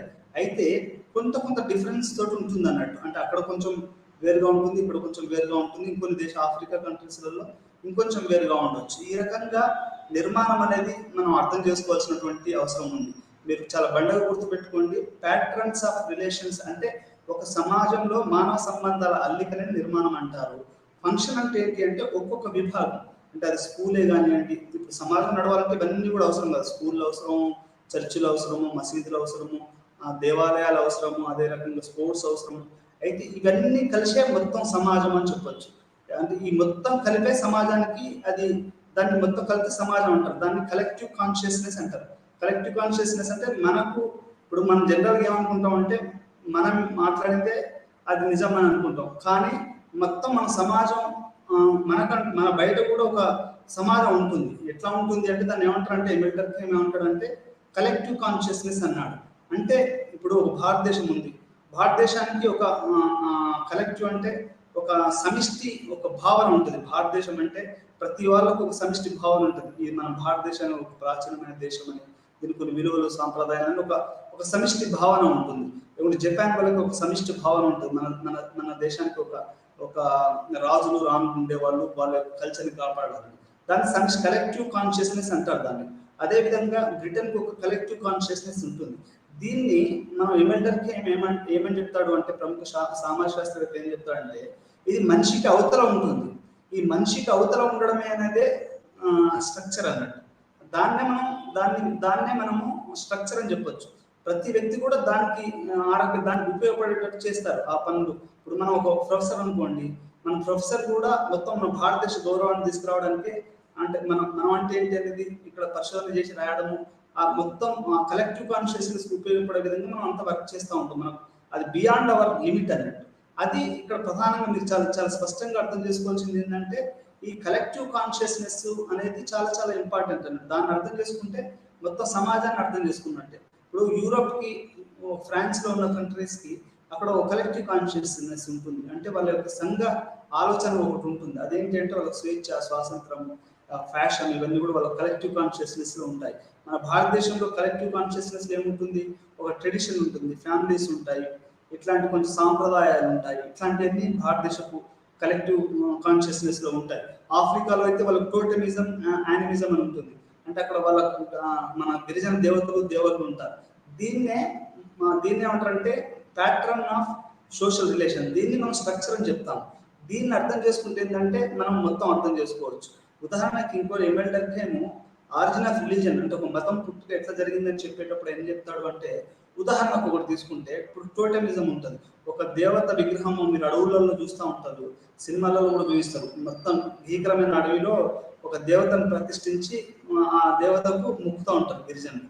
అంతెందుకు, మీరు ఆనందమఠం కనుక చదివితే బంకించంద్ర చటర్జీది అప్పుడు ఉన్నటువంటి ముస్లిం రాజులు, బెంగాల్లో ముస్లిం రాజులకు వ్యతిరేకంగా అక్కడ సాధువులు, సన్యాసులు ఒక దేవతా విగ్రహాన్ని ప్రతిష్ఠించుకొని అందరూ అక్కడ ప్రతినబూతారు. ఈ మ్లేచ్చుల పాలన పోవాలి అని. మ్లేచ్చులు అంటే ఒక రకమైనటువంటి వాళ్ళు అనాగరికులు అని చెప్పుకోవచ్చు. దాన్ని పోవాలని అంటారు. దాన్ని టోటమిజం అంటారు, టోటెం అంటారు. అంటే ఇది టోటెం అనేది ఈ ఎమెల్డర్కెమ్ ఏమంటాడు అంటే ఇది బియాండ్ హ్యూమన్ బీయింగ్. అంటే ఒక మనిషికి ఆవల ఉంటుంది. గిరిజనులంతా ఒక్కొక్కరు ఒకరే కావచ్చు, కానీ వాళ్ళందరూ కలిసినప్పుడు వాళ్ళ యొక్క కలెక్టివ్ కాన్షియస్నెస్, వాళ్ళ యొక్క అందరు కలిపి ఒక కలెక్టివ్ కాన్షియస్నెస్, ఒక సాలిడారిటీ వస్తుంది. అంటే వాళ్ళు ఒక బలమైనటువంటి శక్తిగా వాళ్ళు ఉద్భవిస్తారు. వనదేవత కానివ్వండి, మన వాళ్ళు చాలా ప్రధాన ఇంపార్టెంట్ ఇస్తారు. దానికి ఎక్కువగా వాళ్ళు ప్రాధాన్యతను ఇస్తారు. ఇది ఎందుకు చెప్తున్నాము అంటే ఆ గిరిజన సమాజం యొక్క నిర్మాణం దాన్ని అర్థం చేసుకోవాలంటే దాని నిర్మాణం అలా ఉంటుందని చెప్పుకోవచ్చు. ఇప్పుడు గ్రామీణ సమాజ నిర్మాణం వేరుగా ఉంటుంది, పట్టణ సమాజ నిర్మాణం వేరుగా ఉంటుంది. పట్టణ సమాజం ప్యాటర్న్ ఆఫ్ రిలేషన్ ఎట్లా ఉంటుంది అంటే ఇక్కడ మానవ సంబంధాలు ఎట్లా ఉంటాయి అంటే స్ట్రక్చర్ ఎట్లా ఉంటుందంటే ఇక్కడ ఎవరిని ఒకటి పట్టించుకోడు. అదే మన పల్లెటూరులో అయితే అందరిని పట్టించుకుంటారు. నీకు ఏం తెలియకపోయినా నువ్వు అందరికి తెలియాలి అంటే గ్రామంలో ఉండు, నీకు అన్ని తెలిసి నువ్వు ఎవరికి తెలియకుండా ఉండాలంటే సిటీలో ఉండాలని ఒక సామెత ఉంది. అంటే మనం అక్కడ ప్యాటర్న్ అది, అక్కడ నిర్మాణం అది, ఇక్కడ నిర్మాణం ఇది. అంటే ఈ రకంగా గ్రామానికి ఒక నిర్మాణం ఉంటుంది. నిర్మాణం అంటే ఏం లేదండి, మన గోడలు గీడలు కాదు. నిర్మాణం అంటే ఏంటంటే మానవ సంబంధాల అల్లిక ఎలా ఉంది అనేది నిర్మాణం. ఈ మానవ సంబంధాల అల్లికలో ఎలా ఉందని తెలుసుకోవడం అనేది నిర్మాణం అయితే ఒక కుటుంబం కానీ లేకపోతే ఒక పెళ్లి కానీ ఇల్లు కానీ వీళ్ళకి ఇంకా రకరకాలైనటువంటి సామాజిక పౌర సమాజంలో ఉన్నటువంటి ఈ యొక్క సంస్థలు ఏ రకంగా మొత్తం ఈ నిర్మాణానికి మొత్తం సమాజానికి ఉపయోగపడుతుందని తెలుసుకోవడమే మనం ఫంక్షన్ అని చెప్తాం. అంటే పనితీరు, ఈ నిర్మాణం ఎలా ఉంది, పనితీరు ఎలా ఉంది. పనితీరు అంటే ఏం లేదు, ఇప్పుడు మనకు ముక్కు ఉంది, నోరు ఉంది, ఆ తర్వాత కళ్ళు ఉన్నాయి. ఇప్పుడు కళ్ళ ద్వారా మనం శ్వాస తీసుకోవాలి. కంటి పని కన్నే చేస్తుంది, నోరు పని నోరే చేస్తుంది, ముక్కు పని ముక్కే చేస్తుంది, ఈ వేళ్ళ పని వేళ్ళే చేస్తాయి. అంటే ఇది పనితీరు అన్నట్టు. కానీ ఈ మొత్తంగా ఈ ముక్కు, నోరు, కళ్ళు ఇవన్నీ కూడా ఏం చేస్తాయంటే మొత్తంగా అసలు నేననే బతకడానికి పనికి వస్తాయి. అంటే మన నిర్మాణానికి ఈ యొక్క ప్రతిదీ కూడా ఈ నిర్మాణాన్ని కొనసాగించడానికి, ఈ సమాజం నడపడానికి, అట్లే సమాజం కూడా అంతే అన్నట్టు. మీకు ఏంటంటే ఇల్లు ఉండొచ్చు, పెళ్లి ఉండొచ్చు, పిల్లలు ఉండొచ్చు, బడులు ఉండొచ్చు, చర్చిలు ఉండొచ్చు, ఇంకేదైనా స్పోర్ట్స్ ఉండొచ్చు, ఇంకేదైనా ఉండొచ్చు. ఇవన్నీ కూడా దేనికి ఉపయోగపడతాయా? మొత్తంగా అసలు సమాజం నడవడానికి ఇది ఉపయోగపడుతుంది, నడుపుతారు. దీన్నే ఫంక్షనలిజం అని అంటారు. ఫంక్షనలిజం అంటే ఏం లేదండి. ఫంక్షనలిజం అంటే ఏంటంటే అప్పటి వరకు ఉన్నటువంటి ఎవల్యూషనరీ థియరీస్, అంటే ఈ యొక్క మానవ పరిణామ సిద్ధాంతాలు, అంటే మనిషి ఎట్లా పుట్టుక జరిగింది, ఇప్పుడు వేల సంవత్సరాల నుంచి మానవ చరిత్ర మనం తీసుకుంటే మానవ రూపం కోసం జరిగిన పరిణామాలు ఎన్నో అన్నట్టు మన దాశరథి గారు రాసిన పాటలో ఆయన చెప్తారు అన్నట్టు. ఈ మానవ రూపం, ఇప్పుడు ఈ రకంగా మనం రూపంగా మాట్లాడుకుంటున్నాం. ఈ మానవ రూపం గురించి ఎన్నో పరిణామాలు జరిగాయి. ఈ పరిణామాలు అంటే మనం చదువు వచ్చింది, మన చదువు ద్వారా ఒక విజ్ఞానవంతులై మనం ఒక మనిషిని మంచి గౌరవించడం, అంటే ఎన్నో పరిణామాలు జరిగాయి. ఈ చదువుకు మనం పడే కష్టాలు, లేకపోతే ఇట్లా రకరకాలుగా, అంటే ఒక చరిత్ర, ఒక సమాజము, ఒక మొత్తం ప్రపంచం కూడా రకరకాలైనటువంటి పరిణామాలు దాటి ఇప్పుడున్న సమాజానికి వచ్చింది. అయితే దీన్ని ఈ యొక్క పరిణామ సిద్ధాంతం ఉందో, ఎవల్యూషనరీ థియరీస్ ఉందో, లేకపోతే చార్లెస్ డార్విన్స్ ఎవల్యూషనరీ థియరీ ఉందో, దాన్ని మొత్తంగా కొట్టేశారు ఫంక్షనలిస్ట్. వీళ్ళు ఏమంటారు అంటే, అయ్యా మీరు ఈ యొక్క నిర్మాణాలు, ఈ యొక్క పరిణామ సిద్ధాంతం కాదు. మనకు మనిషి అనేవాడు ఒక బయలాజికల్ మిషన్. అంటే ఇదొక ఆర్గానిక్ బాడీ. దీనికి కొన్ని అవసరాలు ఉన్నాయి. కడుపుకు ఆహారం అవసరం ఉంటుంది, అదే లైంగిక కోరికలు ఉంటాయి, వాటిని తీర్చుకోవడానికి ఇంకో వేరే ఇట్లా రకరకాలైన మనం శ్వాస తీసుకోవడానికి చెట్లు కావాలి. అంటే ఇక్కడ ఏంటి అంటే ఒక బాడీలో ఎట్లయితే రకరకాల పార్ట్లు ఉండి అది మొత్తం బాడీని ఎట్లా మనం కనుక ఉపయోగపడతాం, అదేవిధంగా సమాజంలో కూడా ఈ కుటుంబం ఉండొచ్చు. ఇప్పుడు ఆ కుటుంబం అనేది ఎట్లా ఏర్పడ్డది అంటే ఏం చెప్తారు అంటే, మాన్యువల్స్కి ఏం చెప్తాడంటే biological needs and social responses అని చెప్తాడు. నీ వ్యక్తి అనేది ముఖ్యమని ఆయన చెప్తాడు. రెడ్ క్లిఫ్ బ్రౌన్ ఏమో సమాజం చెప్తే, అది మనం లోపల వినకపోతే తెలుసుకుందాము. రెడ్ క్లిఫ్ బ్రౌన్ ఏమో సమాజం ముఖ్యం అని చెప్తే, మన మాన్యువల్స్కి ఏమో వ్యక్తి ముఖ్యము, సైకలాజికల్ ఆస్పెక్ట్స్ ఆఫ్ ఇండివిజువల్ చూస్తాడు. ఇట్లా మాన్యువల్స్కి మరియు రెడ్ క్లిఫ్ బ్రౌన్ సిద్ధాంతాలు, అంటే ఈ యొక్క నిర్మాణం ఎట్లా ఉంది, సమాజ నిర్మాణం అనే సిద్ధాంతాలు మీరు చెప్పారు. ఇక్కడ ప్రాథమికంగా మనం 4 సిద్ధాంతాలు తెలుసుకుంటున్నామండి. ఒకటేమో ఎమెల్ డర్కైమ్, ఆ తర్వాతనేమో రెడ్ క్లిఫ్ బ్రౌన్, ఆ తర్వాత మాన్యువల్స్కి, ఆ తర్వాత టాల్కాట్ పార్సన్స్, ఆ తర్వాత రాబర్ట్ కే మర్టన్. ఈ 5గురు కూడా ఈ యొక్క సిద్ధాంతాన్ని చెప్పారు. ఎట్లా సమాజం నిర్మాణం ఉంటుంది, ఆ తర్వాత ఒక్కొక్క సమాజంలో ఒక్కొక్క భాగాన్ని, ఒక్కొక్క అంగాన్ని ఎట్లాంటి పనితీరు ఉంటుంది, అది మొత్తంగా ఎట్లా మారుతుంది అనేది ఈ రోజు పాఠంలో మనం ఇవన్నీ సిద్ధాంతాలు, సైద్ధాంతిక పరమైనటువంటి చర్చ ఈ రోజు మనము మన పాఠంలో తెలుసుకుంటాం. ఫంక్షనలిజం అనేది సోషల్ ఆంథ్రోపాలజీ మరియు సోషియాలజీ ఒక విధానం యొక్క పేరు. దీని ప్రకారం సమాజంలో ఒకదానితో ఒకటి అనుసరించబడిన భాగాలు, ఇక్కడ ప్రతి భాగం మొత్తం నిర్వహణకు దోహదం చేస్తుంది. నేను ఇంతకుముందు మీకు చెప్పినట్టు ఫంక్షనలిజం అనేది ఒక దృక్పథం అన్నట్టు. సమాజ శాస్త్రాలలో ఆ యొక్క ఆంథ్రోపాలజీలో ఫంక్షనలిజం అనేది అంటే ఒక దృక్పథం, అంటే మన సమాజాన్ని చూసే దృక్పథం. ఇప్పుడు మార్క్సిస్టులు ఒక దృక్పథంతో చూస్తారు, కాన్స్టిట్యూషనలిస్ట్ ఇంకొక దృక్పథంతో చూస్తారు, ఫంక్షనలిస్టులు ఒక రకమైన దృష్టి చూస్తారు, ఫెమినిస్టులు ఉన్నారనుకోండి, వాళ్ళు ఇంకొక రకం సమాజం ఎట్లా ఉందనేది ఫెమినిస్టులు వాళ్ళు వేరే రకం. అట్లే ఫంక్షనలిజం కూడా ఒక సమాజాన్ని చూసే ఒక దృక్కోణం, అంటే ఒక పర్స్పెక్టివ్ అని మనం చెప్పుకోవచ్చు. ఇది ఏం చెప్తుంది అంటే, దీని ప్రకారం సమాజంలో ఉన్న ప్రతి విభాగం కూడా ఒకదానికి ఒకటి అనుసంధానించబడి మరియు ఒకదాని మీద ఒకటి ఆధారపడి పరస్పరం ఇట్లా కలిసి ఉంటాయి, మొత్తం నిర్వహణకు ఉపయోగపడుతుందని మనకు ఈ రకంగా సమాజం ఉంటుందనేది. దీన్ని సమాజాన్ని చూడడానికి మనం ఫంక్షనలిజం అని చెప్తాం. అంటే ఇప్పుడు కుటుంబం ఉంటే ఆ కుటుంబానికి ఒక బడి అవసరము, ఆ బడికి టీచర్ అవసరము, ఆ టీచర్కి శాలరీ అవసరం, ఆ ఫైనాన్స్ సెక్షన్కి ఒక చదువుకున్న ఆఫీసర్ కావాలి, ఆ ఆఫీసర్కి మళ్ళీ ప్రభుత్వం కావాలి, ఈ ప్రభుత్వం మళ్ళీ అంటే ఇట్లా ప్రతిదీ లింక్ అన్నట్టు. లింక్ అంటే ఇట్లా ప్రతి విభాగానికి ఇంకో విభాగానికి పరస్పర సంబంధం కలిగి ఉండి ఒకదాని మీద ఒకటి ఆధారపడి ఉంటుంది అని చెప్పడమే ఈ యొక్క సమాజాన్ని ఈ రకమైనటువంటి కోణం నుంచి చూడడానికి మనం ఫంక్షనలిజం అని చెప్పుకోవచ్చు. అదే సమయంలో ఫంక్షనలిజం అనేది బహుళ అర్థం మరియు బహుళ వినియోగ పదం అని మనం ఇక్కడ అర్థం చేసుకోవాలి. బహుశా ఫంక్షనలిజం యొక్క సాధారణ భావంతో ముడిపడి ఉన్న ప్రధాన సమస్య ఏమిటంటే ఒకే పదాన్ని ఉపయోగించడం అనేక విభిన్నంగా ఉపయోగించడం జరుగుతుంది. ఈ ఫంక్షన్ అనేది ఏంటి అయిపోతున్నా అంటే ఫంక్షన్ పోతున్నా అంటారు, అంటే ఏదైనా యాక్టివిటీకి కూడా ఉపయోగించడం అనేది జరుగుతుంది.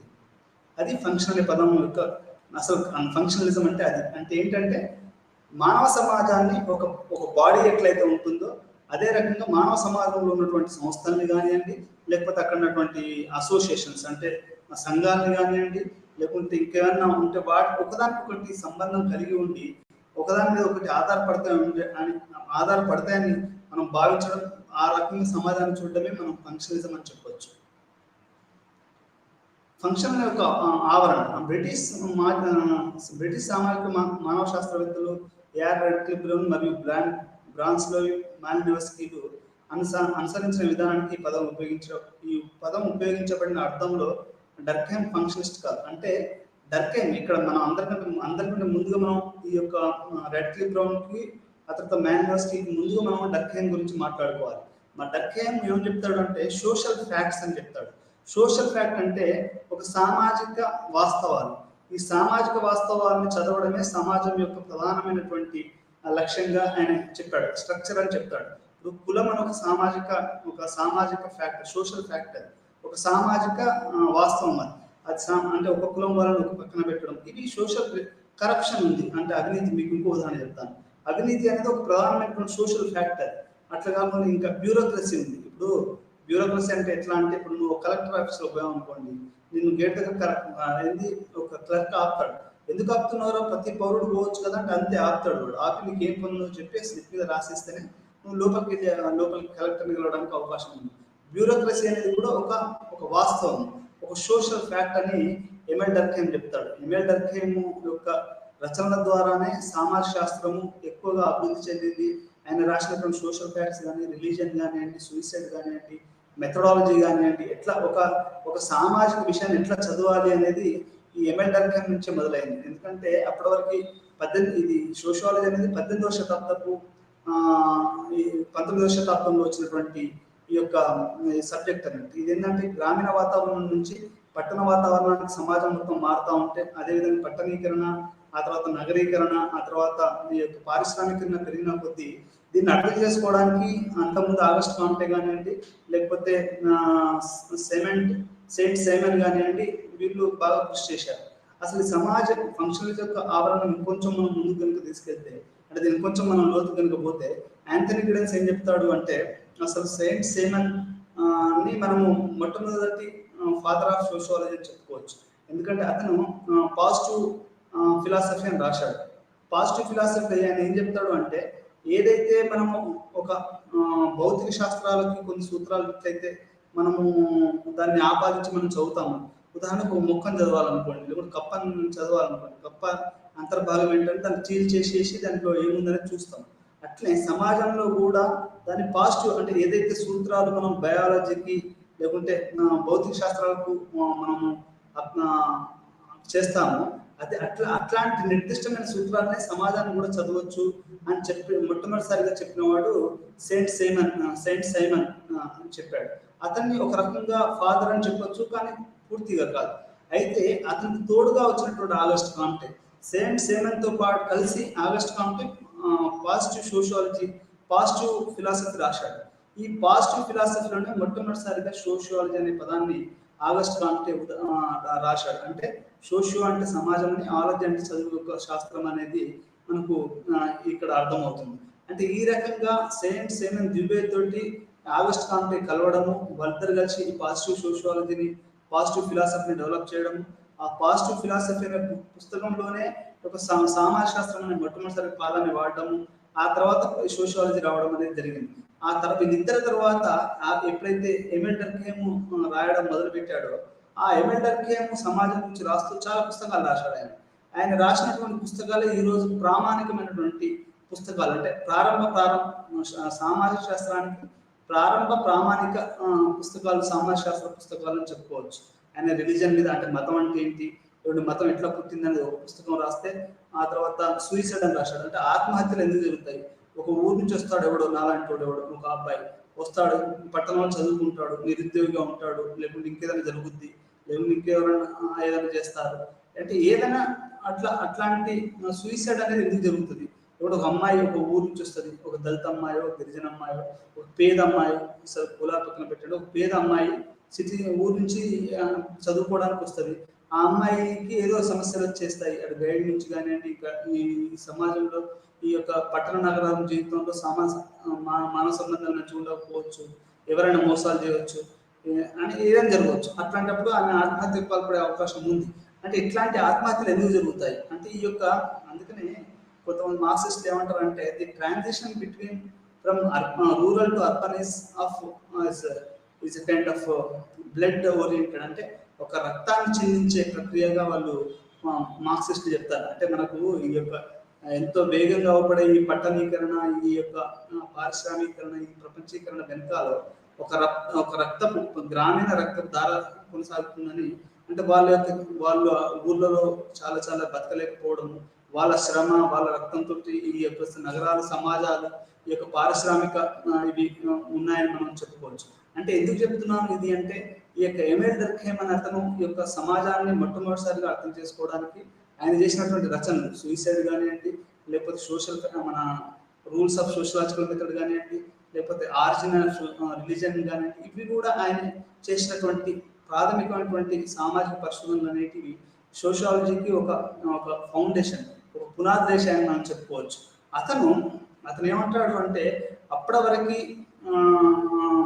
డయాక్రానిక్ రకంగా చూసేవారు సమాజాన్ని. ఇప్పుడు సింక్రానిక్, అంటే ఇప్పటికిప్పుడు అసలు ఇప్పుడు ఏం జరుగుతుందని చూడాలి. ఇప్పుడు చాలా మంది ఆంథ్రోపాలజిస్టులు, సోషియాలజిస్టులు, నేను పిహెచ్డీ చేసేటప్పుడు కూడా హైదరాబాద్ యూనివర్సిటీలోనూ, జేఎన్యూలోనూ, లేకుంటే ఏదో ఉస్మానియాలో ఇంకెక్కడో కూర్చొని ప్రొఫెసర్లు కూడా అక్కడ గిరిజనులు ఏందనేది ఆర్మీ చేయలేదు. అంటే నువ్వు చేతుల్లో కూర్చుంటావు, రాస్తా ఉన్నాడు పలానా గిరిజనులకు ఇది చేయాలి, పలానా మైనారిటీస్కి ఇది చేయాలి, స్త్రీలకు అది చేయాలి. వాడు ఒక ఫీల్డ్లోకి పోయి, అంటే మనకు వ్యక్తిగతంగా క్షేత్ర స్థాయిలో పోయి దాన్ని చదివి రాయడం కాదు, అది చాలా తప్పుడు అనేది మనకు తర్వాత సమాజ శాస్త్రవేత్తలు, ఆ తర్వాత ఆంథ్రోపాలజిస్ట్ చెప్పడం జరిగింది. దీన్ని మనము సింక్రానిక్ రీసెర్చ్ అని చెప్తాం. అంటే రీసెర్చ్ కూడా ఒక డయాక్రానిక్ రీసెర్చ్ నుంచి అది సింక్రానిక్ రీసెర్చ్గా మారింది. అంటే ఫీల్డ్ వర్క్ అనేది చాలా చాలా ముఖ్యమైనది. అది ఫీల్డ్లో నువ్వు వ్యక్తిగతంగా పార్టిసిపేట్ చేసి అక్కడ నువ్వు పాల్గొని నువ్వు కనుక్కున్నటువంటి సత్యాన్ని మనం రాయాలి తప్ప సిటీలలో కూర్చొని చైర్ల మీద కూర్చొని ఆర్మ్ చైర్ రీసెర్చ్ అనేది ఒకటి ఉంది. ఏదంటే వాడు గూగుల్ నుంచో ఇప్పటికి కూడా ఆర్మ్ చైర్ సోషియాలజిస్టులు, ఆంథ్రోపాలజిస్టులు, సోషల్ సైంటిస్టులే ఎక్కువ మంది ఉన్నారు. ఎందుకంటే ఈ ఎండలలో తిరిగి కష్టపడి దాన్ని డాటా చేయడం చాలా చేత కాదని ఊర్లో ప్రొఫెసర్షిప్ తీసుకొని ఇళ్ళలో కూర్చొని ఏదో రాయడం అనేది అందుకనే జరుగుతూ ఉంటుంది. నేను అందరిని క్రిటిసైజ్ చేయడం అని కాదు, అదొక వాస్తవం, అదొక సామాజిక వాస్తవం. అలా అని లేరని కాదు, హేమంత్ డార్ఫ్ లాంటి వాళ్ళు ఉన్నారు, ఎంతమంది ప్రొఫెసర్ ఉన్నారు, నిజంగా పనిచేసేసి మంచి మంచి పుస్తకాలు రాసి పరిశోధనలు చేసి సమాజం గురించి రాసిన వాళ్ళు ఉన్నారు. అయితే మనం ఎందుకు ఇవన్నీ చెప్పుకోవాల్సి వస్తుంది అంటే, ఈ యొక్క ఎమిల్ డర్ఖైమ్ అనే అతను మొత్తానికి ఈ యొక్క ఇన్ని రాయడం వల్ల అతను ఈ సోషియాలజీకి పునాదులు వేశాడని మనం ఇక్కడ చెప్పుకోవాల్సినటువంటి అవసరం ఉంది. అక్కడి నుంచే ఈ యొక్క ఫంక్షనలిజం అనే డర్ఖైమ్ నుంచి ఫంక్షనలిజం అనే పదం తీసుకోవడం జరిగింది. సోషల్ ఫంక్షనలిజం, ఆంథ్రోపాలజీ, రెడ్క్లిఫ్ బ్రౌన్ మరియు మాలినోవ్స్కీ.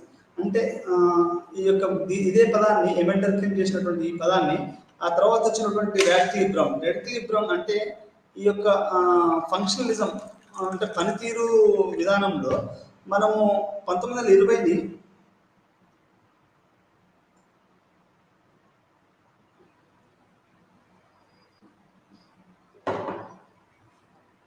ఒక గోల్డెన్ ఎరాగా చెప్పవచ్చు 1920. ఎందుకు అంటే 1920 గోల్డెన్ ఎరా ఎందుకంటే ఫంక్షనలిజంలో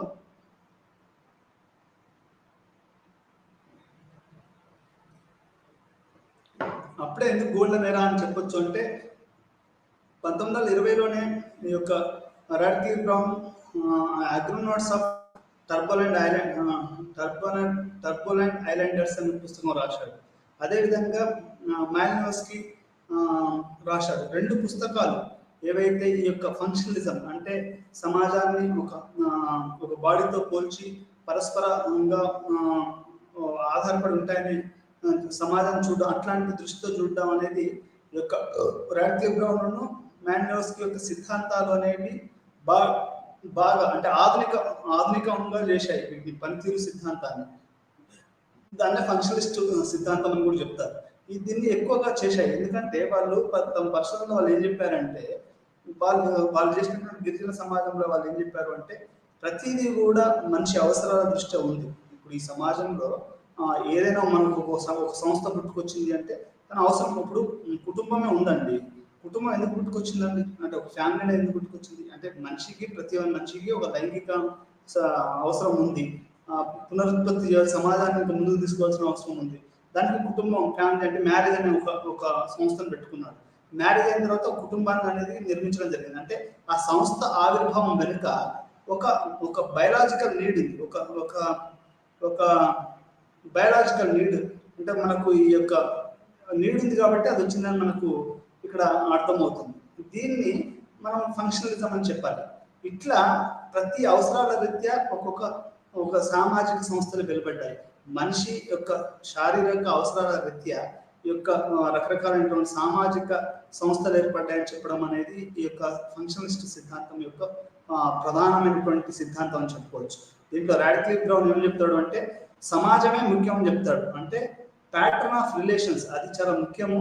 ప్రతి అంగం కూడా ఇప్పుడు అది కుటుంబమైనా, బడైనా, చర్చ్ అయినా, మసీద్ అయినా, లేకపోతే ఏదైనా దేవాలయం అయినా, లేకపోతే స్పోర్ట్స్ అయినా, ఇంకేదైనా కానీ అది కులమైనా, మతమైనా, ఇవన్నీ కూడా సమాజం మొత్తం అంటే స్ట్రక్చర్ని అంటే ఒక సమాజాన్ని నడపడానికి పనికొస్తాయి అనేది రాడ్క్లిఫ్ బ్రౌన్ చెప్తాడు. అసలు ఈ యొక్క ఫంక్షనలిజం యొక్క ప్రధాన 5 సిద్ధాంతాలు ఏంటి అంటే, దాని యొక్క ముఖ్య లక్షణాలు ఏంటి అంటే, ఈ యొక్క పనితీరు సిద్ధాంతం ఒకటి ఇప్పుడు మనకు సోలార్ సిస్టమ్ మనం బతుకుతున్నాం అండి. సోలార్ సిస్టమ్ అంటే ఇప్పుడు సూర్యుడు కేంద్రంగా మొత్తం భూమి సూర్యుని చుట్టూ తిరుగుతూ సూర్యుని చుట్టూ తిరుగుతుంది. అట్లే ఏదైతే ఒక రకంగా ఎట్లయితే సోలార్ సిస్టమ్ మనం చదువుతామో, అదేవిధంగా సమాజాన్ని కూడా మానవ పనితీరు, మానవ యొక్క అవసరాల రీత్యా చదవడమే యొక్క ఫంక్షనలిస్ట్ థియరీ సిద్ధాంతం. అంటే పనితీరు సిద్ధాంతం అని చెప్పుకోవచ్చు. దీనికి సమాజం యొక్క ఇప్పుడు మనకి రాడ్క్లిఫ్ బ్రౌన్ ఏం చెప్తాడు అంటే, సమాజమే ముఖ్యమని చెప్తాడు. వ్యక్తి తన యొక్క ప్రతి వ్యక్తి కూడా ఈ యొక్క సమాజానికి ఉపయోగపడాలి, సమాజం అప్పుడే ముందుకెళ్తుంది అని రాడ్క్లిఫ్ బ్రౌన్ చెప్తే, దాని యొక్క అతని మిత్రుడైనటువంటి మాన్యోస్కీ ఏం చెప్తాడంటే, లేదు సమాజం గురించి ఏం కాదు, వ్యక్తి సమాజ ఆధారంగానేమో ఈ యొక్క రాడ్క్లిఫ్ బ్రౌన్ చెప్పాడు. దీన్ని వ్యతిరేకిస్తూ మాన్యోస్కీ ఏం చెప్తారంటే, వ్యక్తి అంటే psychological aspects of the human being, వ్యక్తి ఆధారంగా ఈ యొక్క సామాజిక వ్యవస్థలు వచ్చాయి అనేది ఈ యొక్క మాన్యోస్కీ చెప్తాడు. వీళ్ళ పుస్తకాలలో అది వీళ్ళు చేసినటువంటి రీసెర్చ్లో అది బయటపడ్డదని మనం చెప్పుకోవచ్చు.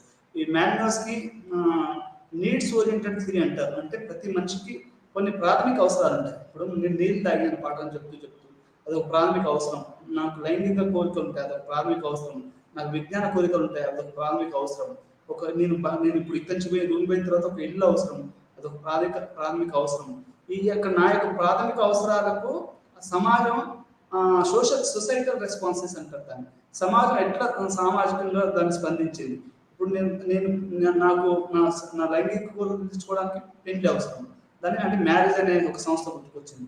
నేను ఉండడానికి నేను శారీరక సౌఖ్యం పొందడానికి ఇల్లు అవసరం, దానికి ఒక హౌస్ అనే ఒకటి వచ్చింది. ఇప్పుడు నేను ఆరోగ్యంగా ఉండాలంటే హైజీన్ అనే ఒక సొసైటల్ రెస్పాన్స్ వచ్చింది, అంటే సామాజిక నిర్మితి వచ్చింది. ఇట్లా సామాజిక నిర్మితులు మొత్తం, లేదు కుటుంబమే కానివ్వండి, ఆరోగ్యమే కానివ్వండి, చదివే కానివ్వండి, ట్రాఫికే కానివ్వండి, ఇంకేదైనా కానీ ఇది మానవ అవసరాల రీత్యా ఏర్పడినటువంటి సామాజిక నిర్మితులని మాన్యోస్కీ ఆర్గ్యుమెంట్స్ ఆఫ్ టర్బల్ అండ్ ఐలాండర్స్ లో చెప్తాడు. అంటే ఇటు రాడ్క్లిఫ్ బ్రౌన్ చెప్పినటువంటి సామాజిక నిర్మితి సిద్ధాంతము, ప్రతి అంగం కూడా సమాజమే ముఖ్యమని చెప్పినటువంటి రాడ్క్లిఫ్ బ్రౌన్, దాన్ని కొంచెం విభేదించుకుంటూ చెప్పినటువంటి మాన్యోస్కీలు ఈ యొక్క పనితీరు సిద్ధాంతం అంటే ఫంక్షనలిస్ట్ సిద్ధాంతానికి వాళ్ళు ఆర్గ్యుమెంట్ చెప్పుకోవచ్చు. అంతకుముందు ఎవరికి పాజిటివ్ ఫిలాసఫీ ఇవన్నీ చేసినా కానీ వీళ్ళిద్దరు కూడా ఆధునిక ఫంక్షనలిజానికి అంటే మా ఆధునిక పనితీరు సిద్ధాంతానికి వీళ్ళు మనం ఆద్యులుగా చెప్పుకోవచ్చు. వీళ్ళ తర్వాత వీరిద్దరి తర్వాత కూడా ఇప్పుడున్నటువంటి 20వ శతాబ్దంలో దాన్ని టాల్కాట్ పార్సన్స్ అనే అమెరికన్ సమాజ శాస్త్రవేత్త, ఆ తర్వాత ఆయన శిష్యుడైనటువంటి రాబర్ట్ కే మార్టిన్ కూడా దాన్ని కొనసాగించారు. అయితే వీళ్ళిద్దరి యొక్క Radcliffe brown, Malinowski ఫంక్షనలిజం, Talcott Parsons ఫంక్షనలిజం వీళ్ళిద్దరి యొక్క సిద్ధాంతాల ద్వారా బాగా ఇన్ఫ్లుయెన్స్ అయ్యాడు టాల్కాట్ పార్సన్స్. అంటే వీళ్ళిద్దరు చేసినటువంటి ఈ యొక్క రీసెర్చ్ అది మొత్తం కుదిపేసిందని చెప్పుకోవచ్చు. మొత్తం సమాజాన్ని మనం చూసే దృష్టిని, అంటే అప్పటివరకు మార్క్స్ వీళ్ళంతా ఉన్నా కానీ ఈ ఫంక్షనిస్ట్ థియరీ అనేది గిరిజనుల మీద చేసినటువంటి యొక్క పరిశోధన ఇవన్నీ అనేది మొత్తం సమాజ శాస్త్రాలలో ఒక సిద్ధాంతం, కొత్త సిద్ధాంతాన్ని, ఫంక్షనిస్ట్ సిద్ధాంతాన్ని తీసుకొచ్చిందని మనం చెప్పుకోవచ్చు. అంటే దీన్ని బాగా ఇన్ఫ్లుయెన్స్ అయిన వ్యక్తులలో American sociologist, social system theory అని చెప్పినటువంటి టాల్కాట్ పార్సన్స్ ఉన్నారు. ఆయన ఏం చెప్తాడు అంటే ఈ యొక్క స్ట్రక్చరల్ నీడ్స్ ఏవైతే ఉన్నాయో ఇది నేను ఆర్క్ ఫంక్షనిస్ట్ అని చెప్తాడు. నేను ఆర్క్ అంటే గట్టి పనితీరు సిద్ధాంతాన్ని, లేకుంటే ఈ యొక్క ఫంక్షనల్ సిద్ధాంతాన్ని నమ్మే వ్యక్తిగా తాను ప్రకటించుకున్నాడు. తన శిష్యుడు కూడా అదేనని చెప్పారు. వీళ్ళు ఏమంటారు అంటే సమాజం అనేది ఎట్లా నడుస్తుంది, ఇప్పుడు ఏమో సమాజం అనేది ఒక కలెక్టివ్ కాన్షియస్నెస్ మీద ఆధారపడదని చెప్పాడు. మాలినోవ్స్కీ ఏమో శారీరక అవసరాల రీత్యా ఈ యొక్క సమాజం ఫంక్షన్ అవుతుందని చెప్తాడు. ఇతనేమంటాడంటే టాల్కాట్ పార్సన్స్ ఏం చెప్తాడు అంటే ఏజీఐఎల్ మోడల్ అంటే ఫంక్షనల్ ఇంపెరేటివ్స్ అంటారు. ఒక సమాజం నడవాలి అంటే ఫంక్షనల్ అంటే ఇంపెరేటివ్స్, మనము అది తప్పించుకోలేమన్నట్టు. What does it mean of imperative? Imperative అంటే ఏంటంటే మనం దాన్ని తప్పించుకోలేమన్నట్టు. ఈ సమాజం నడవడానికి కొన్ని తప్పించుకోలేని అంశాలు ఉంటాయని చెప్తాడు అన్నట్టు టాల్కాట్ పార్సన్స్. అంటే సమాజం అనేది ఒక పరస్పర సంస్థలు ఒకదాంతో ఒకటి కలిసి పనిచేయడం, ఒకదాంతో ఒకటి ఆధారపడడం అనేది నడుస్తాయని చెప్పడం అనేది ఫంక్షనలిజం. అంటే పరస్పర సిద్ధాంతం మనం ఏదైతే ఫంక్షనలిజం పనితీరు సిద్ధాంతం అని చెప్తున్నామో దానికి ఎందుకు ఇదంతా వస్తుంది, పనితీరు ఫంక్షనలిజం అనేది ఎందుకు వస్తుంది అంటే ఆయన ఏమంటాడంటే ఫంక్షనల్ ఇంపెరేటివ్స్ అంటారు. అంటే ఒక సమాజం నడవడానికి కొన్ని తప్పని పనులు చేయవలసి ఉంటుంది అన్నాడు. దానికి ఆయన ఏమంటాడు అంటే ఆ తప్పని ఫంక్షనల్ ఇంపెరేటివ్స్ అంటే ఏంటి అంటే ఒక సమాజం నడవాలంటే దానికి 4 అవసరం అని చెప్తాడు. 4 ఫంక్షనల్ ఇంపెరేటివ్స్ అని చెప్తాడు.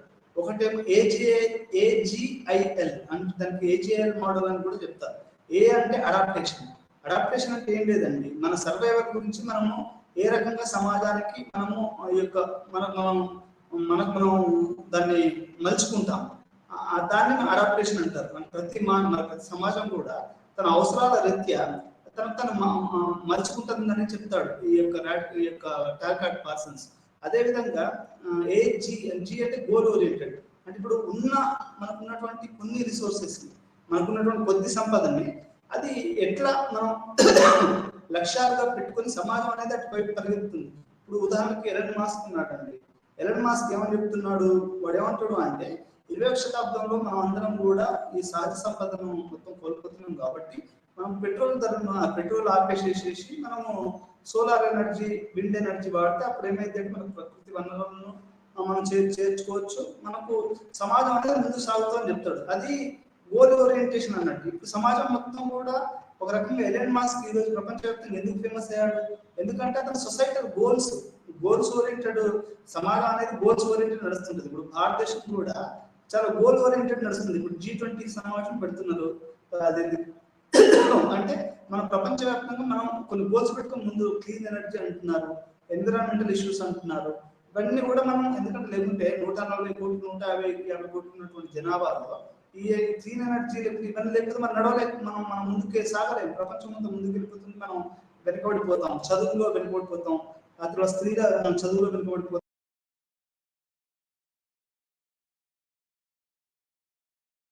20వ శతాబ్దంలో ఒక ప్రధానమైనటువంటి సమస్య అది కూడా మనం ఒక గోల్ గా పెట్టుకున్నాం. 20 అంతర్జాతీయ మిలియనియం గోల్స్ అంటారు, మిలియనియం డెవలప్మెంట్ గోల్స్ అంటారు.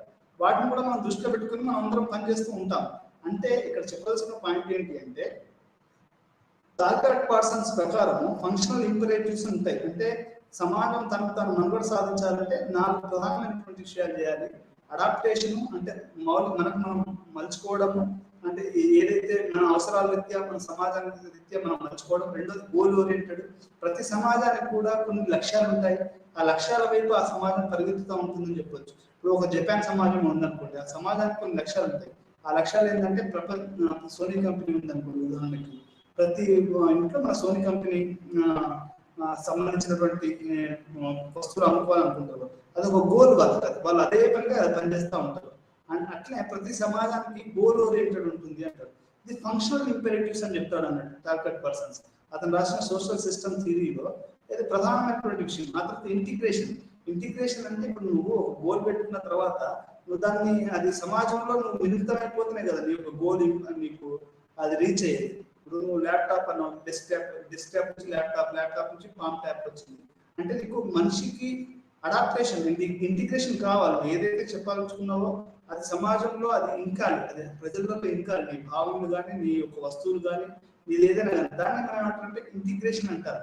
ఆ తర్వాత రిలేటెడ్ ఫంక్షన్ అంటే అదే అట్లా చేసుకుంటూనే మళ్ళీ మనం సమాజ నిర్మాణాన్ని కూడా కొనసాగించాలి. అంటే సమాజ నిర్మాణం అంటే ప్యాటర్న్ ఆఫ్ సోషల్ రిలేషన్స్ అంటే మన సామాజిక బంధాల అల్లికను కూడా మనం దాన్ని కొనసాగిస్తూ ఉండాలి. ఈ 4 కూడా లెటెంట్ ఫంక్షన్ అని కూడా అంటారు దాన్ని. అంటే దాన్ని యాంగర్ మేనేజ్మెంట్ కూడా అని కూడా అంటారు. అంటే అవన్నీ చేస్తూనే మనం ఏం చేయాలి అంటే మనలో కోపం లేకుండా మన సమాజంతో అందరితో ఫ్రెండ్లీగా ఉంటుకుంటూ మన యొక్క లక్ష్యాలని మనం సాధించాలి. ఇప్పుడు మనం కోపంగా ఉంటే మనకు ఎవడు హెల్ప్ చేస్తారండి? మనం అందరితో ఫ్రెండ్లీగా ఉంటే మనకు హెల్ప్ చేస్తారు. అంటే ఇది ఫంక్షన్ సిద్ధాంతం. మనం పోరాడితే కూడా మనం సాధించవచ్చు. అంటే ఇది ఒక సిద్ధాంత పరంగా సమాజాన్ని ఒక పనితీరు సిద్ధాంతం. దీని ఫంక్షనిస్ట్ అంటే మన తెలుగులో పనితీరు అని మనం చెప్పుకోవచ్చు. పనితీరు సిద్ధాంతం అనేది ఈ రకంగా ఉంటుందనేది మనకు ఈ టార్గెట్ పార్సన్స్ ఫంక్షనిజం అనేది మనకు చెప్తుంది. 1970లో ఒక ముఖ్యమైన కథనంలో పార్సన్స్ విద్యార్థి రాబర్ట్ కే మర్టన్ మరియు తాను ఆర్చ్ ఫంక్షనిస్ట్ అని లేబుల్ చేశాడు. అతని కోసం నిర్మాణం అనే జీవన వ్యవస్థలో విభాగాల మధ్య ఏదైనా సంబంధాలను సూచిస్తుంది. అనుభవిక ప్రతిపాదన ఈ సంబంధాల కాల వ్యవధిలో స్థిరంగా ఉన్నాయని భావించవచ్చు లేదా చూపించవచ్చు. ఇది ప్రక్రియ ద్వారా ఇది నిర్మాణంతో సహా సంబంధాలు భావన వ్యవస్థ యొక్క స్థితిలో లేదా దాని సంబంధిత భాగాల్లో సంభవించే మార్పులను ఒక రకంగా సూచిస్తుంది. నిర్మాణానికి సంబంధించిన కీలక భావన స్థిరత్వం మరియు ప్రక్రియకు సంబంధించిన ఇది మార్పు. అంటే స్థిరత్వం అంటే స్టెబిలిటీ అండి. స్టెబిలిటీ అంటే ఇప్పుడు ఈ యొక్క పార్సన్స్ యొక్క సిద్ధాంతం ఏంటంటే ఇప్పుడు కొన్ని వేల సంవత్సరాల నుంచి సమాజం వస్తుంది. నేను కూడా కొన్ని 21వ శతాబ్దంలో ఉన్నాను అంటే కొన్ని 20 శతాబ్దాలు దాటిపోయాయి. కానీ సమాజం కొనసాగుతూ ఉంది. ఈ స్టెబిలిటీ అనేది ఎట్లా వస్తుంది అనేది ఈ యొక్క స్ట్రక్చరల్ ఫంక్షనలిజం అయినటువంటి రాబర్ట్ కే మర్టన్ చెప్తాడు. అంటే ఈ స్టెబిలిటీ ప్యాటర్న్ అనేది నిర్మాణం అనేది ఎట్లా ఉందనేది మన యొక్క టార్గెట్ పర్సన్స్ రాబర్ట్ కే మర్టన్ చెప్తారు. స్ట్రక్చరల్ ఫంక్షనలిజం అనే రూబ్రిక్ కింద అంటే ఆ యొక్క గొడుగు మనం ఎండ గొడుగు ఎట్లా పెట్టుకుంటాం, ఈ స్ట్రక్చరల్ ఫంక్షనలిజం అనే గొడుగు కిందనే తన అసలు సూత్రీకరణ సమాజం స్థిరంగా ఉన్నట్లు విశ్లేషించడానికి మొగ్గు చూపుతుందని భావించాడు. అయితే కొత్త సూత్రీకరణలు ఫంక్షనలిజం పేరుతో నిర్మాణం కంటే ఫంక్షన్ అనే భావనపై ఒత్తిడి తెచ్చి చాలా ఎక్కువ పడుతుంది. మార్పు మరియు పరిణామం యొక్క కథ. ఉదాహరణకి ఒక అమెరికన్ సందర్భంలో కుటుంబం అంటే స్థిర నిర్మాణాలపై మహిళల విద్యా ప్రక్రియ యొక్క పనితీరును మనం పరిశీలించాలి. ఇప్పుడు కుటుంబం అనేది అది అన్చేంజబుల్ ఇన్స్టిట్యూషన్ అని, అంటే మార్పు చెందదు, కొన్ని వేల సంవత్సరాల నుంచి కుటుంబాలని అనేది ఒక అభిమానం ఉంది. అయితే మహిళల చదువు వల్ల అసలు ఈ యొక్క ఏదైతే మనం మార్పు చెందని కుటుంబం అని చెప్తున్నామో ఈరోజు అది, ఎందుకంటే ఈ కుటుంబం అనేది లేకుండా కూడా మహిళలు పంటల జీవితాలు గడుపుతున్నారు. అసలు కుటుంబం అది ఆ మార్పు మొత్తం మారిపోయింది. అంటే ఈ యొక్క మహిళల చదువు కుటుంబం అనే దాని మీద ఎట్లాంటి చూపిస్తుంది అనేది కూడా మనం ఈ సూత్రీకరణలో చూడవచ్చు. స్ట్రక్చరల్ ఫంక్షనలిజం అనేది ఫంక్షన్ అనేది ఏ రకంగా స్ట్రక్చర్ మీద ఈ యొక్క ప్రభావం చూపిస్తుంది అనేది మనం ఈ యొక్క స్ట్రక్చరల్ ఫంక్షనలిజం చూడవచ్చు. అన్ని చర్య వ్యవస్థలు మరియు సమాజంలో వాటిలో ఒకటి 4 ప్రధాన సమస్యలు లేదా 4 ప్రధాన అవసరాలు కలిగి ఉంటాయని చెప్తాడు. మొత్తం సమాజం 4 ప్రధానమైనటువంటి అవసరాలు కలిగి ఉంటాయని చెప్తాడు. ఒకటేమో అడాప్టేషన్, రెండోది లక్ష్య సాధన, మూడోది ఏకీకరణ, నాలుగోది ఏంటంటే నమూనా నిర్వహణ లేదా పార్శ్వానంతర లెటెంట్ ఫంక్షన్ అని చెప్తారు దాన్ని ఇంగ్లీష్లో. ఒక పెద్ద చతురస్రాకారంలో ఆయన సమాజాన్ని చెప్పాడు. ఈ 4 సమాన భాగాలుగా విభజించాడు టార్గెట్ పర్సన్. ఈ 4 సమస్యలు ఉంటాయి, అంటే అవసరాలు కలిగి ఉంటాయి. సమాజానికి 4 అవసరాలు ఉంటాయంట. ఆ అవసరాలు ఏంటంటే అవి నెంబర్ అంటే అడాప్టేషన్, అంటే తను తాను ప్రతి మనిషి కూడా తను తాను సమాజం యొక్క లక్ష్యాలు మార్పు చెంది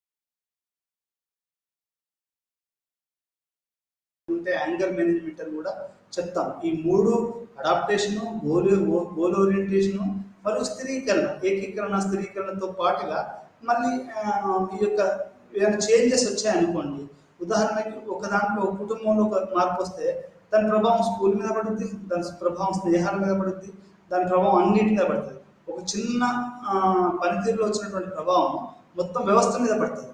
అది ఇక్కడ మనం అర్థం చేసుకోవాల్సినటువంటి ఫంక్షనల్ ఇంపెరేటివ్స్ ఇంతకుముందు చెప్పిన విధంగా ప్రతి సమాజానికి కంపల్సరీ అవసరం అని ఆయన చెప్తాడు. అనుసరణ అంటే అదేంటంటే అడాప్టేషన్. దీని యొక్క అర్థం ఏంటంటే సమాజం యొక్క బాహ్య వాతావరణం నుండి తగినంత వనరులను పొందడం మరియు వాటి వ్యవస్థ అంతటా పంపిణీ చేయడం. అంటే సమాజంలో ఉన్నటువంటి పెట్రోల్ కానివ్వండి, గ్యాస్ కానివ్వండి, ఆహారం కానివ్వండి, ఏదైనా కానీ వాటన్నింటిని తీసుకోవడం, సమాజాన్ని అందరికీ పంచడం, దీన్ని మనం అడాప్టేషన్ అంటాం. ప్రతి సమాజానికి పర్యావరణానికి అనుగుణంగా పనిచేసే కొన్ని సంస్థలు అవసరం. ఇది బాహ్య విధి లక్ష్యాలను సాధించడానికి అనుసరణ సాధనాలను అందిస్తుంది.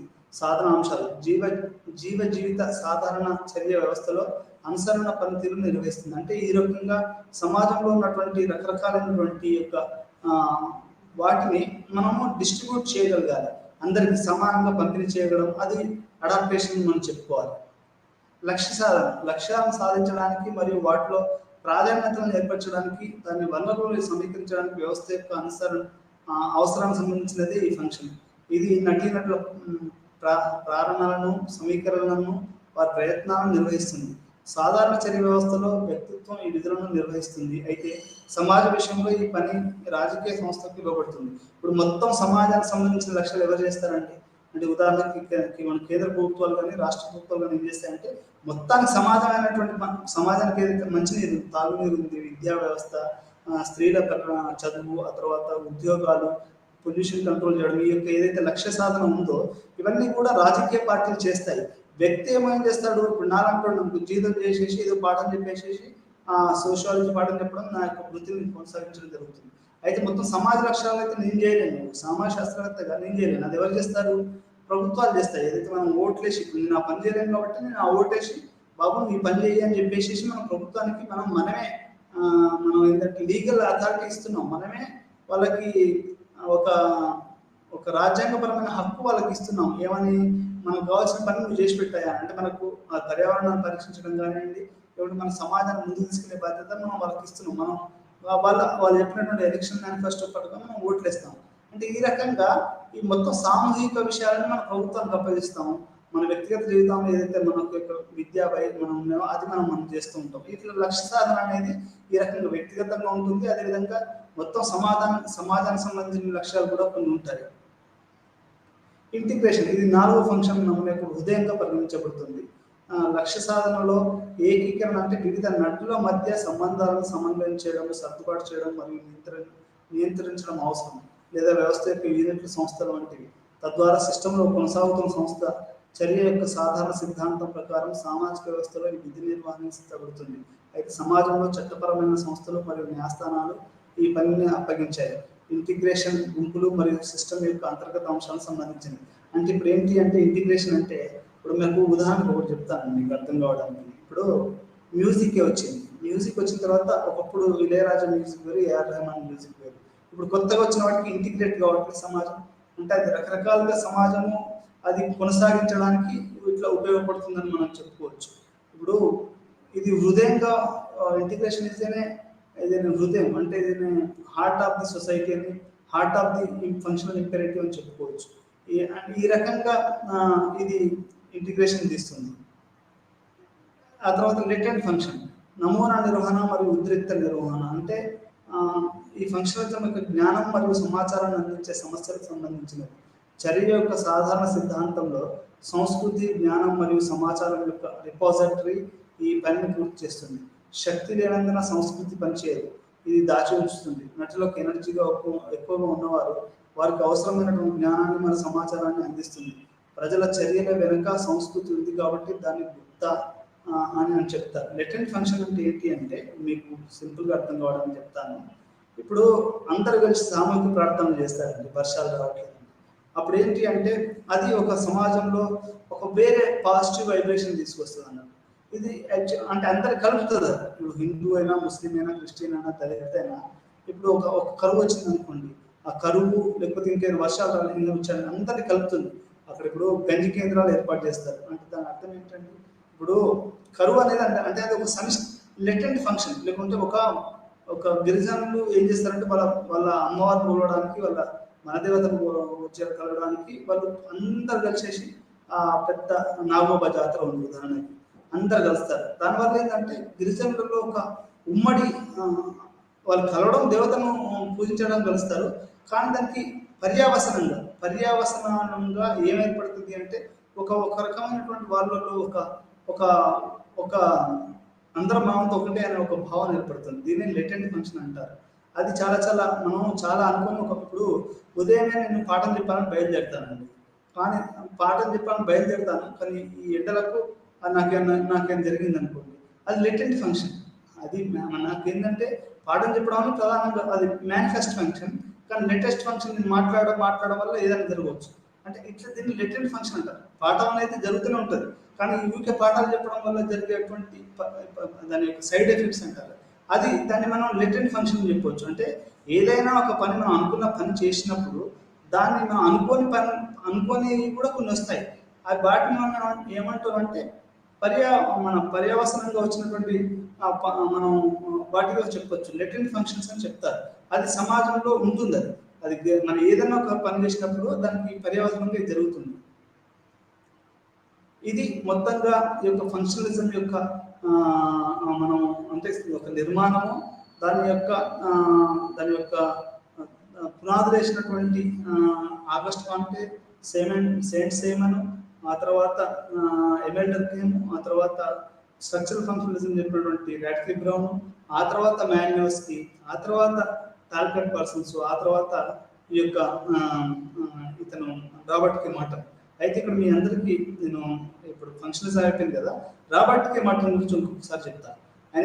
రాబర్ట్ కే మార్టన్ ఆయన చెప్పింది ఏంటి అంటే, రాబర్ట్ కే మార్టన్ ఏమంటాడు అంటే అసలు ఇవన్నీ కూడా అవసరం లేదని చెప్తాడు ఆయన. ఇవి ఏదైతే మెగా థియరీస్ అని చెప్పుకోవచ్చు. అంటే ఇప్పుడు టార్గెట్ పర్సన్ చెప్పినటువంటి ఫంక్షనల్ ఇంపెరేటివ్స్ అనేది ఒక పెద్ద సమాజానికి అన్ని సమాజాల సంబంధాలు లేకపోవచ్చు అని చెప్పొచ్చు. ఇప్పుడు ఉదాహరణకి ఇప్పుడు టార్గెట్ పర్సన్ ప్రకారము ఫ్యామిలీ, ఇప్పుడు పిల్లలు పుట్టాలి, ప్రొజెని ఉండాలంటే కుటుంబం ఉండాలి, పెళ్లి చేసుకోవాలి. కానీ రాబర్ట్ కే మార్టన్ ఏమంటాడు, ఇప్పుడు పెళ్లి కాకుండా కూడా పిల్లలు కంటున్నారు కదా, కలిసి ఉంటున్నారు కదా, అంటే ఇప్పుడు అప్పుడు కుటుంబము, ఇప్పుడు మ్యారేజ్ అనే వ్యవస్థ లేకుండా పోయింది కదా. ఇప్పుడు దీన్ని ఏమంటారంటే మిడిల్ రేంజ్ థియరీస్ అని చెప్తారు. ఇప్పుడు మా రాబర్ట్ కే మార్టన్ కూడా చాలా ఇంపార్టెంట్. ఎందుకంటే అతను ఈ యొక్క పనితీరు సిద్ధాంతాన్ని మొత్తం కొట్టిపడేశాడు. కొట్టిపడేయమంటే అతనికి ఈ యొక్క ఇంటిగ్రేషన్ అంటే ఈ యొక్క సమాజం కొనసాగింపు అనేది చాలా చాలా ముఖ్యము. కాకపోతే అట్ ద సేమ్ టైం ఆయన ఏం చెప్తాడు అంటే, ఏదైతే ఈ గ్రాండ్ థియరీ అంటే ఈ గొప్ప సిద్ధాంతం అని వీళ్ళు చెప్తున్నారే, ఇది రాబర్ట్ కే మార్టన్ మన ఏదైతే ఈ గొప్ప సిద్ధాంతం, ఈ పనితీరు సిద్ధాంతం, ఫంక్షన్ సిద్ధాంతం అని ఏదైతే చెప్తున్నారో వాళ్ళు ఏంటి అంటే ఇవన్నీ కూడా చెప్తా వస్తారు. ఈయన ఏమంటాడు అంటే దీన్ని గ్రాండ్ థియరీ అని చెప్పొచ్చు. గ్రాండ్ థియరీ అంటే ఇది సమాజం మొత్తానికి అన్ని సమాజాలకు ఇది పనికొస్తుంది అని చెప్పడము ఇది ఒక పద్ధతి. అయితే దీన్ని వ్యతిరేకిస్తాడు రాబర్ట్ కే మార్టన్. ఆయన ఏమంటాడు అంటే ఇది ఇంత గ్రాండ్ థియరీస్ అవసరం లేదు. ఇప్పుడు దానికి ఉదాహరణ కూడా ఇస్తాడు. నేను ఎంఏలో చదివినప్పుడు ఒక ఉదాహరణ ఏంటి అంటే, ఒక భూకంపం వచ్చింది అనుకోండి. ఉదాహరణకి భూకంపం వచ్చినప్పుడు ఏమనుకుంటారండి అందరూ, కొన్ని లక్షల కుటుంబాలు మన అదేంటి టర్కీలో ఇక్కడ భూకంపం వచ్చింది. అప్పుడు మానవ సమాజం యొక్క మనిషి సైకాలజీ ఎట్లా ఉంటుంది అంటే నేను అన్ని కోల్పోయాను అనుకోండి. అన్ని కోల్పోయిన తర్వాత పక్కనోడు ఇప్పుడు మనకు సైకిల్ గీకిలో మిగిలింది అనుకోండి, అన్ని కోల్పోయిన తర్వాత ఒక సైకిలే లేకుండా ఇంకేదైనా మిగిలింది అనుకోండి, వీడేం నేనేం చేస్తానంటే మా పక్కింట్లో నేను చూస్తాను, చూసేసి అక్కడ వానికి ఏం మిగిలినాయా, వాడు కూడా మొత్తం పోయిందా అంటే మనకి ఏం మిగిలేదు అనుకోండి, అప్పుడు నా సైకిల్ అనే మిగిలిందని ఒక సంతోషం ఉంటుంది. అంటే రిలేటివ్ డిప్రివేషన్ అంటే ఒక దీన్ని రిలేటివ్ డిప్రివేషన్ అంటారు. అంటే నువ్వు పక్కన చూసుకోవడం దాంతో నువ్వు పోటీ పడతావు తప్ప ఇట్లా మొత్తం సమాజానికి సంబంధించినటువంటి ఒక పెద్ద సమాజాన్ని అర్థం చేసుకోవడానికి సామాజిక సూత్రం అవసరం లేదు అని రాబర్ట్ మాట చెప్తాడు. ఇది చాలా ఇప్పుడు సామాజిక చలనశీలత కానివ్వండి, పాత్రల సంఘర్షణ, ఇవన్నీ కూడా ఈయన యొక్క రాబర్ట్ మాట చెప్తాడు. ఇతను అంటే ఈ యొక్క కొన్ని ఫంక్షన్స్ అనేది ఆయన ఒప్పుకుంటూనే ఆయన ఏమంటాడు అంటే ఈ యొక్క పెద్ద పెద్ద సిద్ధాంతాలైనటువంటి సోషల్ సిస్టమ్ థియరీని అతను హీ డినైస్ ది. ఇప్పుడు డిస్ఫంక్షన్స్ ఉంటాయి అంటాడు. ఇప్పుడు ఇంతవరకు చెప్పినటువంటి అందరు సిద్ధాంతకర్తలు ఏం చెప్పారు, ప్రతి విభాగం కూడా ఇప్పుడు కన్ను చేస్తుంది కాబట్టి, మనం ముక్కు చేస్తుంది కాబట్టి మిగతా ఆయన పనిచేస్తుంది, మొత్తం వ్యవస్థ పనిచేస్తుంది అని చెప్తాడు. అట్లా సమాజంలో కుటుంబము, విద్య, వైద్యము ఇవన్నీ కూడా దేనికి పనిచేస్తుంది కాబట్టి మొత్తం సమాజం నడుస్తుంది. అంటే రాబర్ట్ మట్టన్ ఏమంటాడంటే డిస్ఫంక్షన్స్ ఉన్నాయనుకోండి, డిస్ఫంక్షన్స్ అంటే ఎట్లా అంటే ఇప్పుడు ఏదైనా ఒక విభాగము అది చెడుగా నడుస్తుంది అనుకోండి, ఇప్పుడు మ్యారేజ్ వ్యవస్థ కుప్పకూలిపోతుంది, ఇంకేదైనా వ్యవస్థ కుప్పకూలిపోతుంది, బడి అనేది బడిలో డ్రగ్స్ ఉన్నాయండి. ఇప్పుడు చిన్నపిల్లలు హైదరాబాద్లో ఇంకెక్కున్న బెంగళూరులో ఇంకెక్కున్న డ్రగ్స్ అనేది వాడుతున్నారు పిల్లలు అనేది మనకు అప్పుడప్పుడు వార్తలలో వస్తున్న విషయం, అది పేపర్లలో కూడా వస్తున్నటువంటి విషయం. సామాజిక శాస్త్రవేత్తలు కూడా చాలా ఆలోచిస్తున్నారు. మరి అది డిస్ఫంక్షన్ కాదా అండి?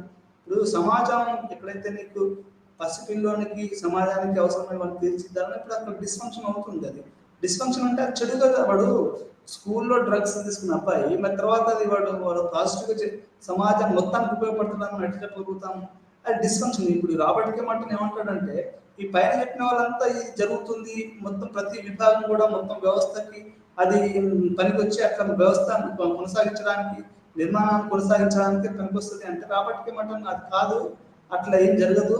మిడిల్ రేంజ్ థియరీస్ ఉంటాయి అంటే ప్రతి వ్యక్తికి కూడా పక్కన ఉన్నటువంటి వాటిని అనుకుంటాడే తప్ప మొత్తం సమాజం గురించి పెద్దగా ఏమి అనుకోడు అని ఈ రాబర్ట్ మట్టన్ చెప్తాడు. ఉదాహరణ కూడా అది ఏంటంటే ఒక భూకంపం వచ్చినప్పుడు ఎలా వస్తుంది అని మంచి ఎలా ఆలోచిస్తాడని కూడా మనకు తెలుస్తుంది. ఉదాహరణకి ఒక ఇద్దరు ఆడవాళ్ళు పెళ్లి అయిన వాళ్ళు ఒక 2 కుటుంబాలు అనుకోండి, ఎదురెదురు ఉన్నాయి అనుకోండి, ఒక ఎదురింట్లో టీవీ వస్తే వీళ్ళు కూడా ఏమనుకుంటారంటే మనకు కూడా టీవీ ఉంటే బాగుంది అనుకుంటారు, వాళ్ళకి లేకపోతే మళ్ళీ వీళ్ళు కూడా ఏం ఫీల్ కాదు. అంటే ఇట్లా రిలేటివ్ డిప్రివేషన్ ఇట్లా ఉంటుంది తప్ప వాళ్ళు పెద్దగా ఒకేసారి పెద్ద ఎత్తున ఆలోచించరు. ఇప్పుడు ఏ ఆడపిల్లలు కానీ ఏ అబ్బాయిలు కానీ పక్కన జీన్స్ ప్యాంట్ ఉంటే మనకు కూడా జీన్స్ ప్యాంట్ ఉంటే బాగుంటుంది అనుకుంటారే కానీ నేను ఒక్కనే కారు జీన్స్ ప్యాంట్లని కొనుక్కొని పక్కన అసలు బట్టలు లేకుండా ఉండాలని కోరుకోడు కదా.